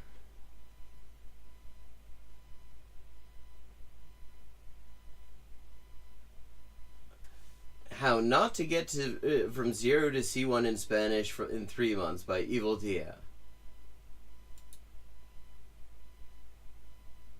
What's up, grinders? Welcome back to the channel. So here I was, minding my own business on YouTube.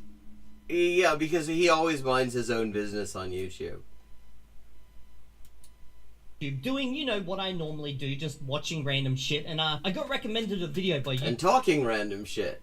YouTube. Now, please don't blame me, guys. I know I keep doing reacts to them, like the smallest channels in goddamn existence as of recently. Oh, yeah, which I don't know that, like, when you have, like, 19,000 subscribers or whatever you've got, whatever he's got, I would personally lay off that a bit. Because you're putting people on blast who are not really in a position to reply. Like, swear to God, the YouTube algorithm's just like Evil Deer. I found another for you. Now we're gonna go check out the channel, because I'm pretty sure we stumbled across the female Mikkel.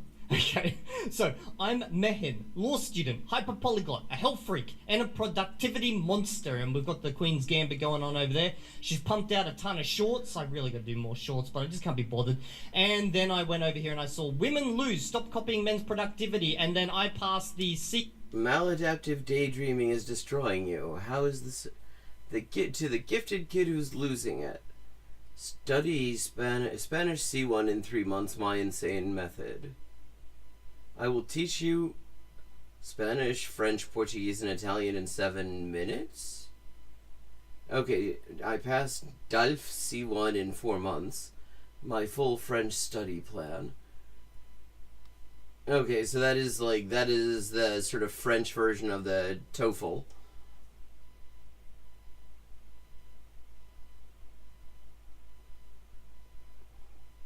I mean, the thing is that passing these things in a certain amount of time often tends to mean that you're already more or less at the level that they're at. But okay.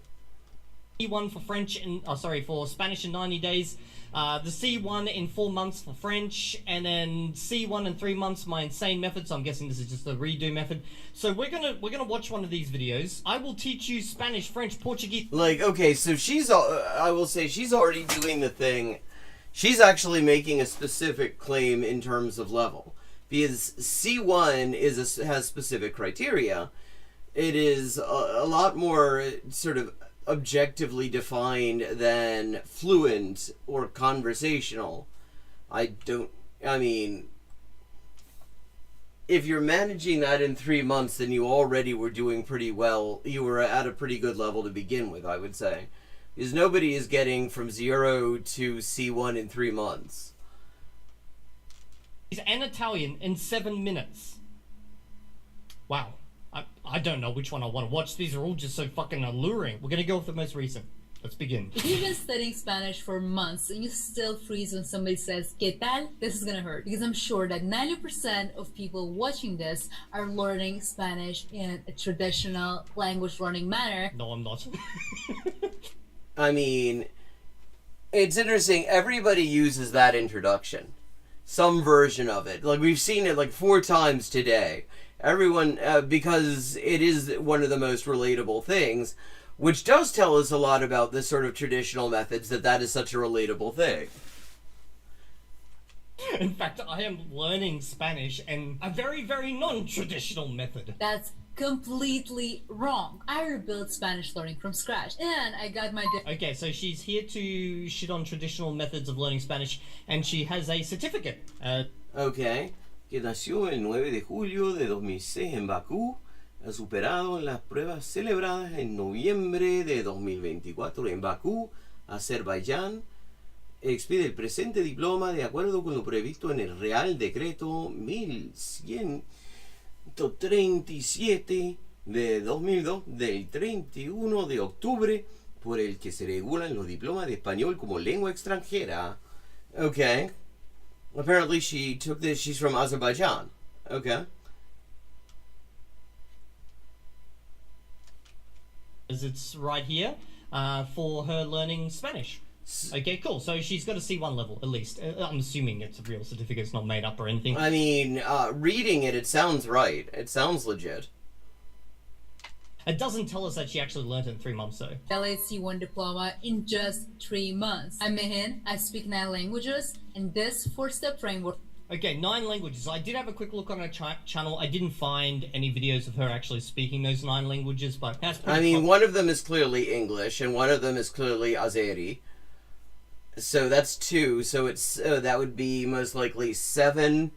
I'm guessing one of them is Turkish, because if you speak Azerbaijani... Turkish is probably not much of a leap, because I found with my little bit of Turkish, I can have conversations with Azeris without much difficulty. Amongst language YouTubers, they will not drop videos at all them speaking languages. I'm assuming she does speak a few. Is gonna change your life. And like, I mean, her English is quite good, and she's from Azerbaijan, so that is clearly not a native language for her.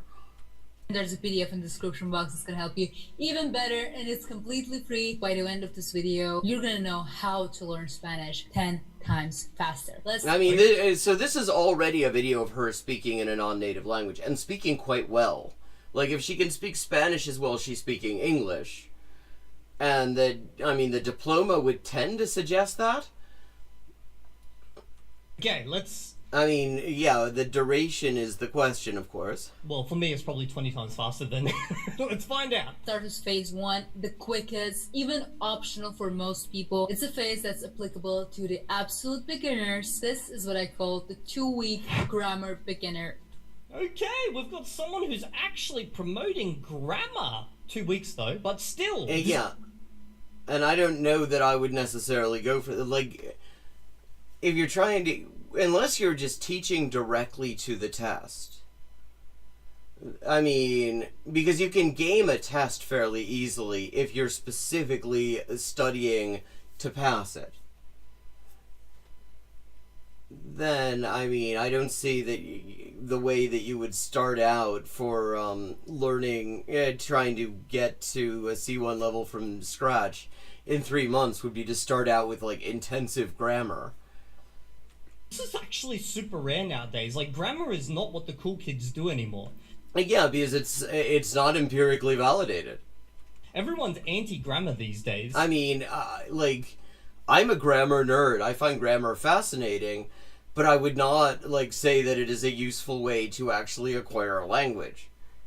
In fact, when I mention the word grammar, I'm pretty sure a baby somewhere dies. Boot camp. Because I'm almost completely against grammar unless Okay, so she's still against it. But, like, we got some grammar, though.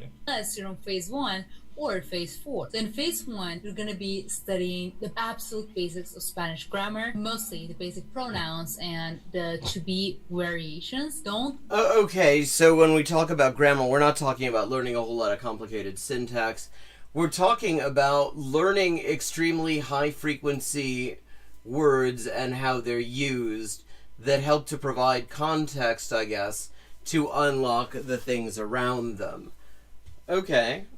Think about subjunctive yet. You don't need it right now. Focus on the things that are going to help your... Yeah, but I've got 4 months. Or 3 months, sorry, 3 months. Spanish, C1 in 3 months. So I got to think about... Yeah, I mean, C1 and... I don't know what their standard is, but I'm sure they want to show you using the subjunctive. I can't imagine that they would not be. Comprehension, not your speaking that much, and while doing that, you're going to be learning most frequent Spanish vocabulary. Never use those level vocabularies. Whenever you're learning a language, always focus on the most frequent words instead of the ones that you think you're going to use, because... See, I don't know that I would say instead of. I think a mix is probably good. Because a lot of the most frequent words are words that end up being used with all kinds of other words. So you're not focused on the basic verbs. 20% of the effort equals 80% of the result. That's why it's so easy to get from A1 to B1, and then it's harder to get... That's... I mean, okay... 20% of the effort equals 80% of the result. I mean, I guess what she's saying here is if you have the high frequency words, then you can make sense out of the context in which lower frequency words are being used. I mean, I don't know that that is actually what she's saying here, but I'm trying, because there are definitely, like, words and structures that if you know them, you can start to make sense out of a huge amount of additional stuff that you don't know. That's true. Like, I mean, that is a real thing. But okay, hello, Badger. Did we just jump straight to B1 level already? Oh, well, no, we didn't. She said that this is why you can get very quickly from A to B, but B to C is more difficult, which is definitely a thing. I mean... No, there's got to be more to it than just that. 2 weeks straight to B1 level? No, I'm jumping ahead of the game. Very clearly you are. Like, maybe watch the video. Wait, that's it. Like, just learn the most frequent verbs. Or she didn't even say that. Like, just the most frequent... Like, the most frequent to-be verbs. B1 to be... Never treat Spanish like you're learning... Well, yeah, because to be is one of the highest frequency words in any language. So, and... because to be does not behave in a particularly standard in a way in Spanish. Actually, it tends to be one of the weirdest verbs in any language. Like, in lots of languages, to be does things that normal verbs don't. Or doesn't do things that normal verbs do. Mandarin, it's not the same, okay? Okay, cool. Wait, does she speak Mandarin Chinese? I didn't see any videos of her speaking Mandarin Chinese. Like, maybe she's just... The hell was that?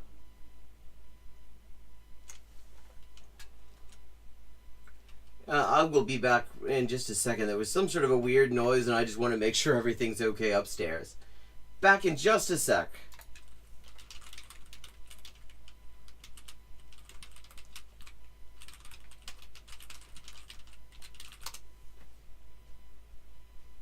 Hi, and welcome to Hyperpolyglotting with Elise. I am Elise, translator, editor, and writer with 20 working languages, and this is where we talk about languages and language learning and all sorts of other stuff, and we play game. This is Elise with an update on the ongoing Inessa Armand translation project. We now have 37 of the 38 extant essays and speeches by Inessa Armand translated into English for the first time.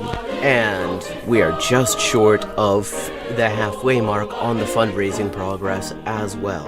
This enrichment of the English language Marxist canon has only been possible with your support, and it's been a real lifeline for me.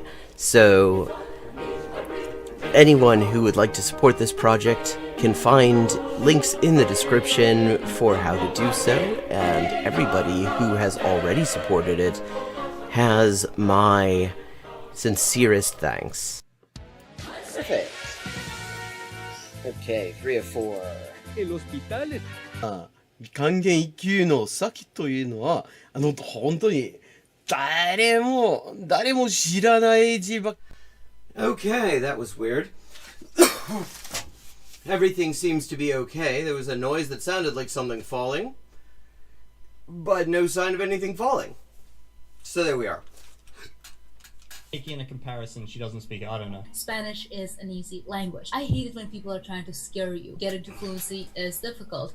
Even if you get like a C1 academic level, you're probably still going to be lacking something. You don't need to be thinking about speaking Spanish as a native, because language is a bridge of culture. Language is not trying to mask as a native in a country that you're not native in. It's about understanding other people and making them understand you and bond. I mean, if that's you, like, I would say, yeah, you don't have to, but it helps to have defined goals, and maybe you want to be able to sort of blend in a place. Maybe there are good reasons you want to be able to blend in a place. Perhaps it's safety related, so in some situations.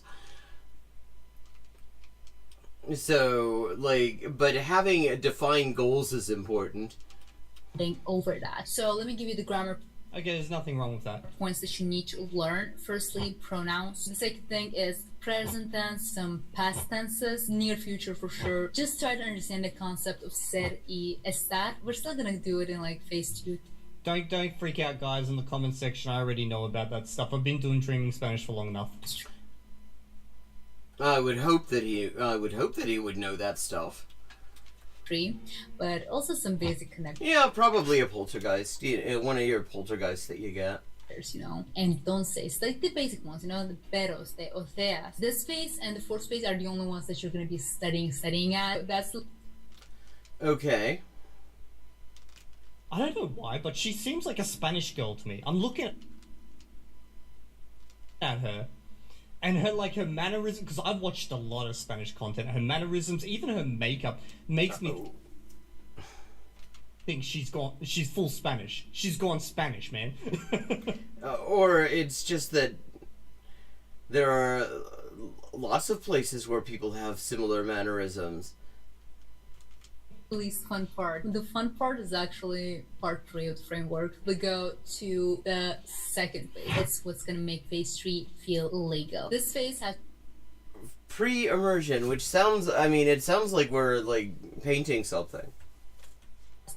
Okay, so far what we've been recommended is that we just learn the pronouns, a couple of tenses, and the most frequently used auxiliary verbs, I guess. I mean, yeah, which doesn't hurt, because again, this sort of thing will sort of open up, it makes it easier to make sense out of the context in which you find them.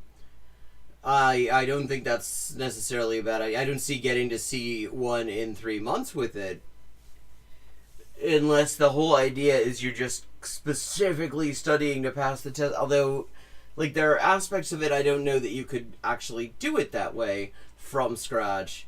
Like, I mean, like the oral proficiency thing.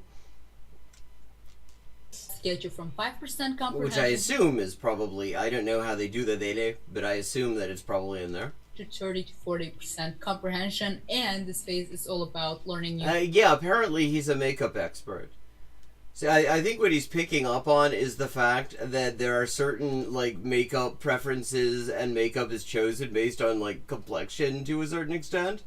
And he's like, oh wow, she has the same makeup as, like, people that is very common amongst other people from other places who have similar complexions. She must be going full Spanish. Vocabulary. And by the way, this phase shouldn't last long at all. A month's Okay. Here's my issue.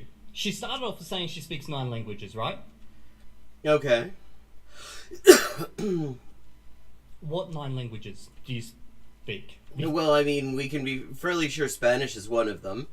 So, I mean, she has a C1 diploma. Not bad. Not bad at all. So, Spanish, Azeri, English, obviously, and then I'm going to guess Turkish, because if you're from Azerbaijan, that would, and you are learning languages, that would just be an easy one to learn because they are very similar languages. Before you did Spanish. And the reason I ask this is because if you speak, let's say... Oh, well, I mean, she has videos that say that she was, like, fluent in French and actually has the diploma for that as well. So that probably definitely did help. Italian... Yeah, her makeup is lovely. I like that lipstick a lot in particular. Portuguese, French...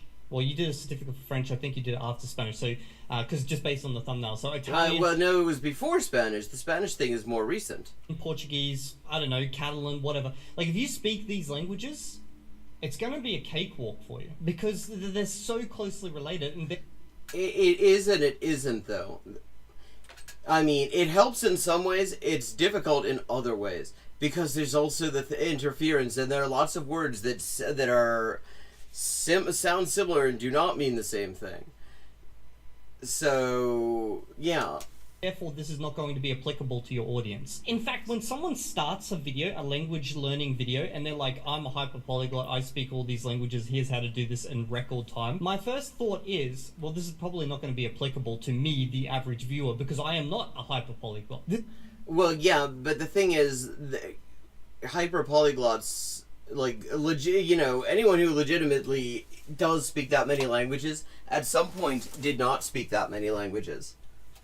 That's the point. And the interesting thing that you notice, this really was an eye-opener to me when I started to find people, you know, making content on YouTube talking about, like, how they'd learned a bunch of languages, is that methodologically we have a lot in common. This is like if I went and watched a video of a programmer who's like, okay guys, I'm going to teach you Vulkan, and you're going to learn how to use Vulkan completely, implement it. For those who don't know what Vulkan is, it's a graphics API used in... oh, okay. I thought we were talking about Vulcan as in the language of the Star Trek people. Programming mainly for games and stuff like that. But yeah, I'm going to teach you how to do all this within about a week. And the assumption is that me, the viewer, I already know like OpenGL, I already know like, what's some other ones, Metal, you know, like a bunch of other random friggin' APIs. But I'm assuming most of you guys don't, okay? So you're not learning Vulkan in a week. It annoys me in that way. No, well, yeah, but it's not really clear that she is assuming that. But yeah, I mean, that's true. If you have other Romance languages, that does actually certainly assist in certain ways with learning additional ones. I mean, just like knowing Azeri would make it really, really easy to learn Turkish. Of this is more than enough. Firstly, a movie a day. You can also use my subtitle lot. A movie a day is 120 minutes a day, okay? Technique that's gonna make it even better for you. So basically, first you're gonna watch the thing in Spanish with English subtitles, then you're gonna switch the English subtitles to Spanish subtitles, and then you're gonna watch it without subtitles. I mean, I personally recommend watching with both subtitles. Like, watch with the subtitles of a language you speak well, and the subtitles that are like closed captioning of the speaking in the language you're learning. The next thing... So you're going to watch the same movie 3 times, okay? So 6 hours worth of watching a movie? Is that what we're saying? Like, I'm assuming, I'm just making an estimate here. Movie's 2 hours, so that's 6 hours in one day now. That you're going to do in this phase is journal on complex topics. And use Google Translate while you're doing this. That, I think, is a horrible idea. Try to journal with complex... Because it actually does not fucking work. Sentence. Also, it is a privacy nightmare. On serious topics, and set a page limit. 3 pages. Okay, so 3 pages. I'm assuming that's going to take you 30 minutes. Like, you know how to write, okay? So we're now up to 6 hours, 30 minutes. Just a very quick pause because I kind of feel an ocular migraine trying to come on, and I need to just grab a cup. Hi, and welcome to Hyperpolyglotting with Elise. I am Elise, translator, editor, and writer with 20 working languages, and this is where we talk about languages and language learning and all sorts of other stuff, and we play games. This is Elise with an update on the ongoing Inessa Armand translation project. We now have 37 of the 38 extant essays and speeches by Inessa Armand translated into English for the first time, and we are just short of the halfway mark on the fundraising progress as well. This enrichment of the English language Marxist canon has only been possible with your support, and it's been a real lifeline for me. So anyone who would like to support this project can find links in the description for how to do so, and everybody who has already supported it has my sincerest thanks. And I'm back, yeah. Sort of have that feeling in my eyes that makes me think one might be coming on, and when I do, I like to just grab something that I will help stave it off. Somehow a combination of caffeine and sugar tends to be very helpful in that regard. For one day, okay? Minimum that you're gonna write in Spanish every single day. But it's still not full-blown immersion, so don't over-rely on this phase. And I mean, if she is in fact talking about like 2 to 6 hours of content in a day, I mean that is that's pretty close to immersion, I would say. Also, try to listen to more Spanish music, even though I don't think this is an effective language learning method, but it does help you with the love of the language. I find if you can find the lyrics written down, which these days tends to be pretty easy, it can be quite helpful. Personally, I think. Again, it depends very much on how you engage with this stuff. It's like, engaging with it is all well and good, but it's all about how you engage with it. What are you doing with it? Okay, so just passively listen to music, I'm guessing? While you're doing other stuff, I won't add that into the calculation. So far, we're up to 6.5 hours, okay? You think that was all? Did you think that... She said a movie. I take a movie to be like Hollywood length, but... I mean, movies are anywhere between 90 and 120 like, a feature film can be like 90 minutes, too. Maybe she means something different. It's gonna be this easy and simple. Phase 3 is crazy, but it's my favorite. Phase 3 is crazy? Phase 3. For a second, I thought she said pastry, and it was like, yeah, pastry's wild. Pastry is wild. I could really go for some sfogliatelle. You're doing 6.5 hours a day on watching movies, bruh! Favorite thing on earth. And gentlemen. Phase 3 is immersion. Wait, what was the 6.5 hours if that wasn't immersion? Okay. Maybe she didn't consider it immersion because you... maybe she wasn't actually saying that you do all of that in one day, actually. I mean, unless we're talking... if we are talking about trying to get from, like, scratch to C1 in 3 months, it would be a very intensive course. Let's just be clear. That, if you're going to have any chance of that, then that is going to be extremely intensive. I was reading subtitles. It's not just the immersion. By the way, I got nothing against like what she's recommending here. I'm just going to look at the total calculation of time, what she tells you, and everything. I think he's miscalculating. I don't think she's saying you do all this stuff in one day. Yeah, we'll just figure this out. Method.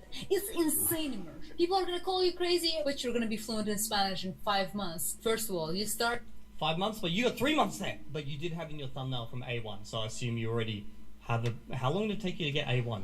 New social media accounts on every platform that you use in Spanish. Then so we're gonna doom scroll in Spanish. Yourself from switching back to your normal account. So we're doing Japanese all the time. Okay. Okay. Not a terrible way of doing it, but the question is, she's talking about these phases, and the question is exactly how much do you actually know by that point? because how much you're going to be able to get out of your engagement with the language is going to depend very much on where you exactly are in your ability to comprehend the language. I guess the assumption is that by this point you can actually understand most things. I'm not sure. So now we're going to just swap everything else, assuming you can, you know. Should I swap my workplace to Spanish? In English. Yeah, exactly. Quit your job, find a Spanish-speaking workplace. Ask ChatGPT for the best creators in your niches. And let's say God, just don't do this. ChatGPT is not a fucking search engine. We have search engines. They already exist. Like, I don't understand this, like, backsliding on the technology tree. Like, if we had ChatGPT first, before we had good search engines, and people were using it because it was just the best that was available, even though it actually sucks, then, I mean, that would be one thing. But we have search engines. You can put this into Google, and you will get, like, pages of people reviewing and the pros and cons of different creators. Like, actual search engines. Don't use ChatGPT for this shit. What the fuck? you're an average person. Like, it's like these people on Twitter who I immediately block because any thread, it'll be like, Grok, explain this to me. It's like, Grok can't fucking do that. And your social media consumption is like 3 hours daily. Man, who goes social media for 3 hours a day? I must be so weird. Like, I will spend... I mean, no argument. He is so weird. A maximum... Because I count my Discord time. My Discord time is social media. Because I got Facebook, I don't use it. I mean, YouTube is social media, too. I got Twitter, I don't use it. I got Instagram, I don't use it. I don't use it. I just don't use it. YouTube is it, okay? So, I love it when people dead name Twitter. So for actual social interactions beyond the interactions in the comment section, I'll be in Discord and I'll do like 15 minutes. In fact, I'll...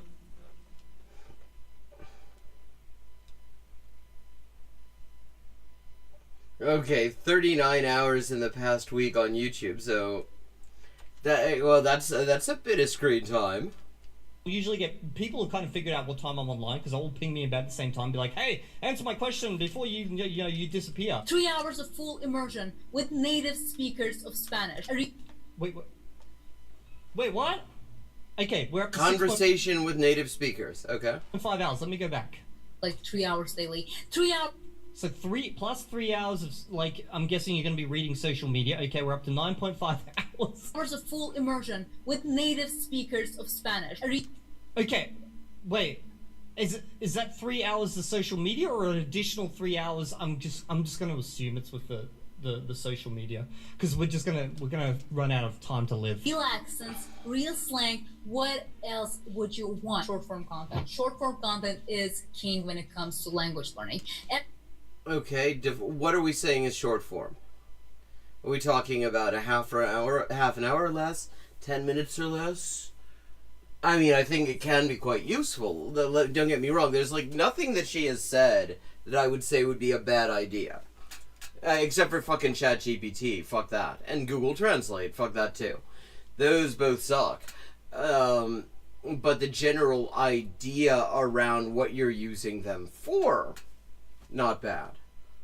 Every language that I've learned, just use something better. Like do it a good way, not a shitty way.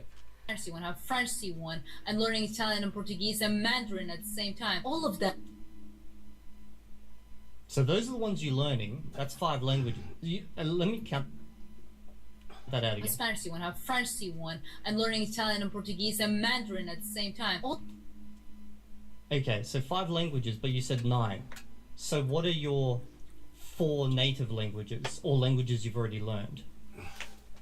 Well, I mean, French and Spanish are clearly on there. English, I mean, clearly English. Like, look at her. Her English is amazing. Her English is great. You would not think that she lived in a place where English is not the primary language. But she's apparently in Baku, in Azerbaijan. So like, Azeri is one of them. And English is obviously one of them, so that's 4. Let us know. I mean, Russian would not be unusual. All of them were based on short form content. Nobody accepts this, but short form content is the best language learning tool out there. And also, nobody really gives you that technique. So maybe you want to subscribe on my road to 1,000 subscribers and be with me on this journey. You're gonna understand how people from Chile speak. Nobody understands how people from Chile speak, okay? Yeah, she's not wrong. She is absolutely not wrong. You go to a neighboring country speaking Chilean Spanish, and like people will at various times completely not understand a word you're saying, because Chilean Spanish is just very different in a lot of ways. It's very visual heavy because people are trying to catch your attention. There's also subtitles, so you're gonna know how words are written. That's not it, because I told you, this face is not normal. It's insane. What is her accent? She's Azerbaijani. She doesn't sound native English. She isn't. What is this accent? Someone let me know down in the comment section. By the Like, I mean, if you looked at the diploma there, it said she's from Azerbaijan. way, on YouTube, when you watch long form videos. By the way, I don't know if this short form content counts as part of the 3 hours that we're meant to be spending with native speakers / social content. That was a different phase, though. Social media. Though we haven't had a definition of short form content, and that could mean a bunch of things. Content. I'm assuming it is. Watch the ones that are on more complex topics. Also, if you're still watching Netflix, switch to documentaries. Now comes the most important part. That's the most low effort, high result part, is using your autopilot mode. So whenever you're driving, whenever you're cooking, doing something that doesn't require your brain to be active, you're going to be listening to podcasts in Spanish, not the ones that are for Spanish. Is this inside all this other time? Because you told us to watch one movie 3 times through. Is this additional?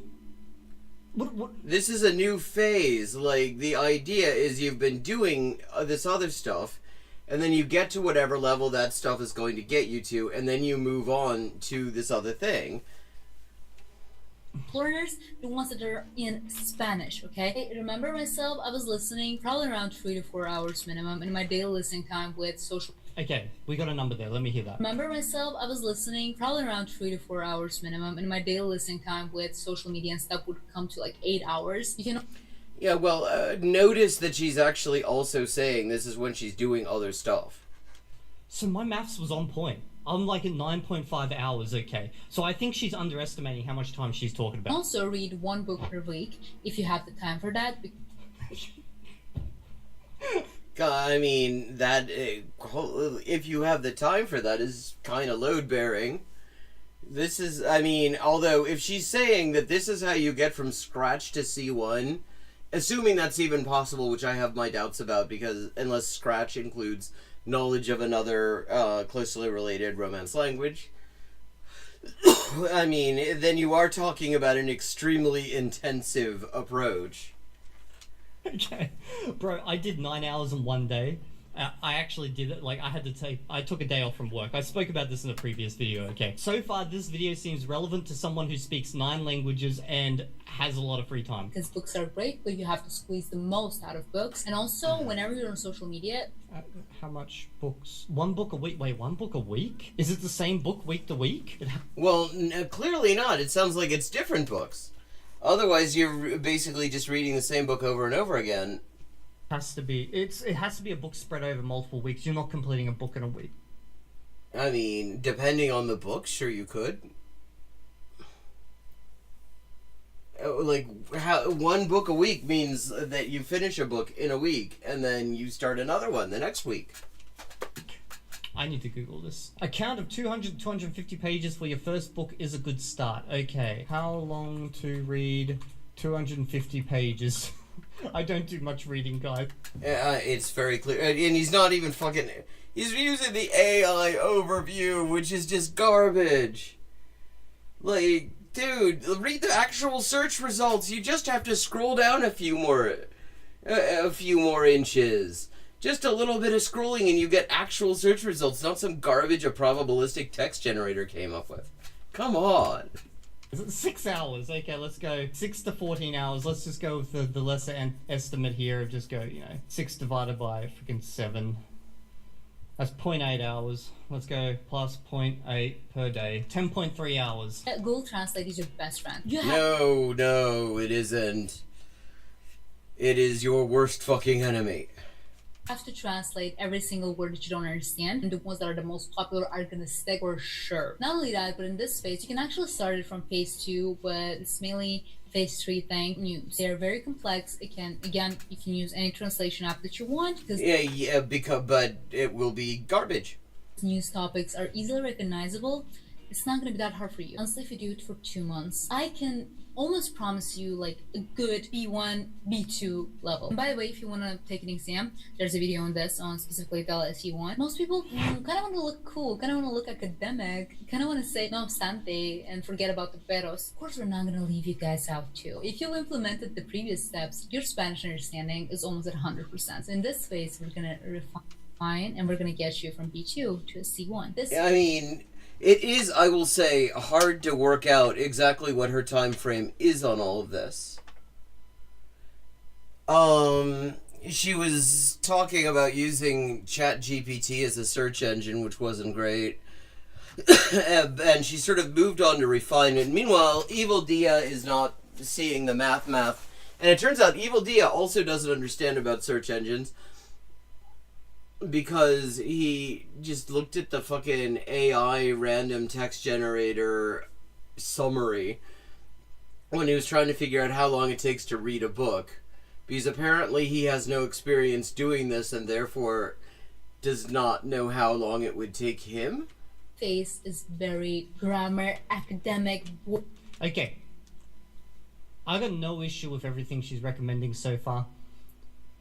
I don't think she understands the amount of time that she's put into this. Or maybe she does. It's not clear.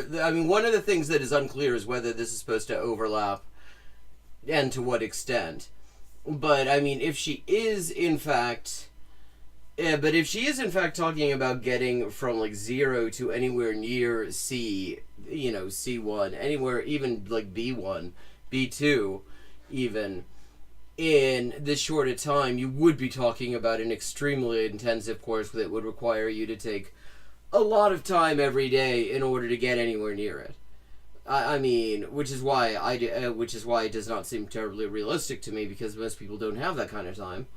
But allowing for that, it is, clearly going to be whatever she would recommend, if it was realistic at all, would be intensive.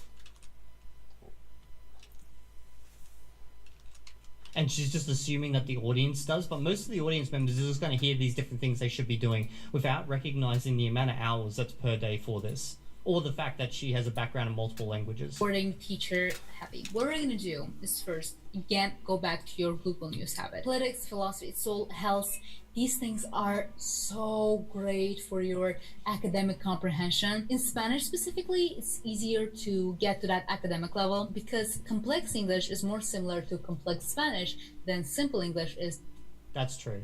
That is true. The more formal English gets, the more Latin you have in it. But it is time for me to wrap up for the day.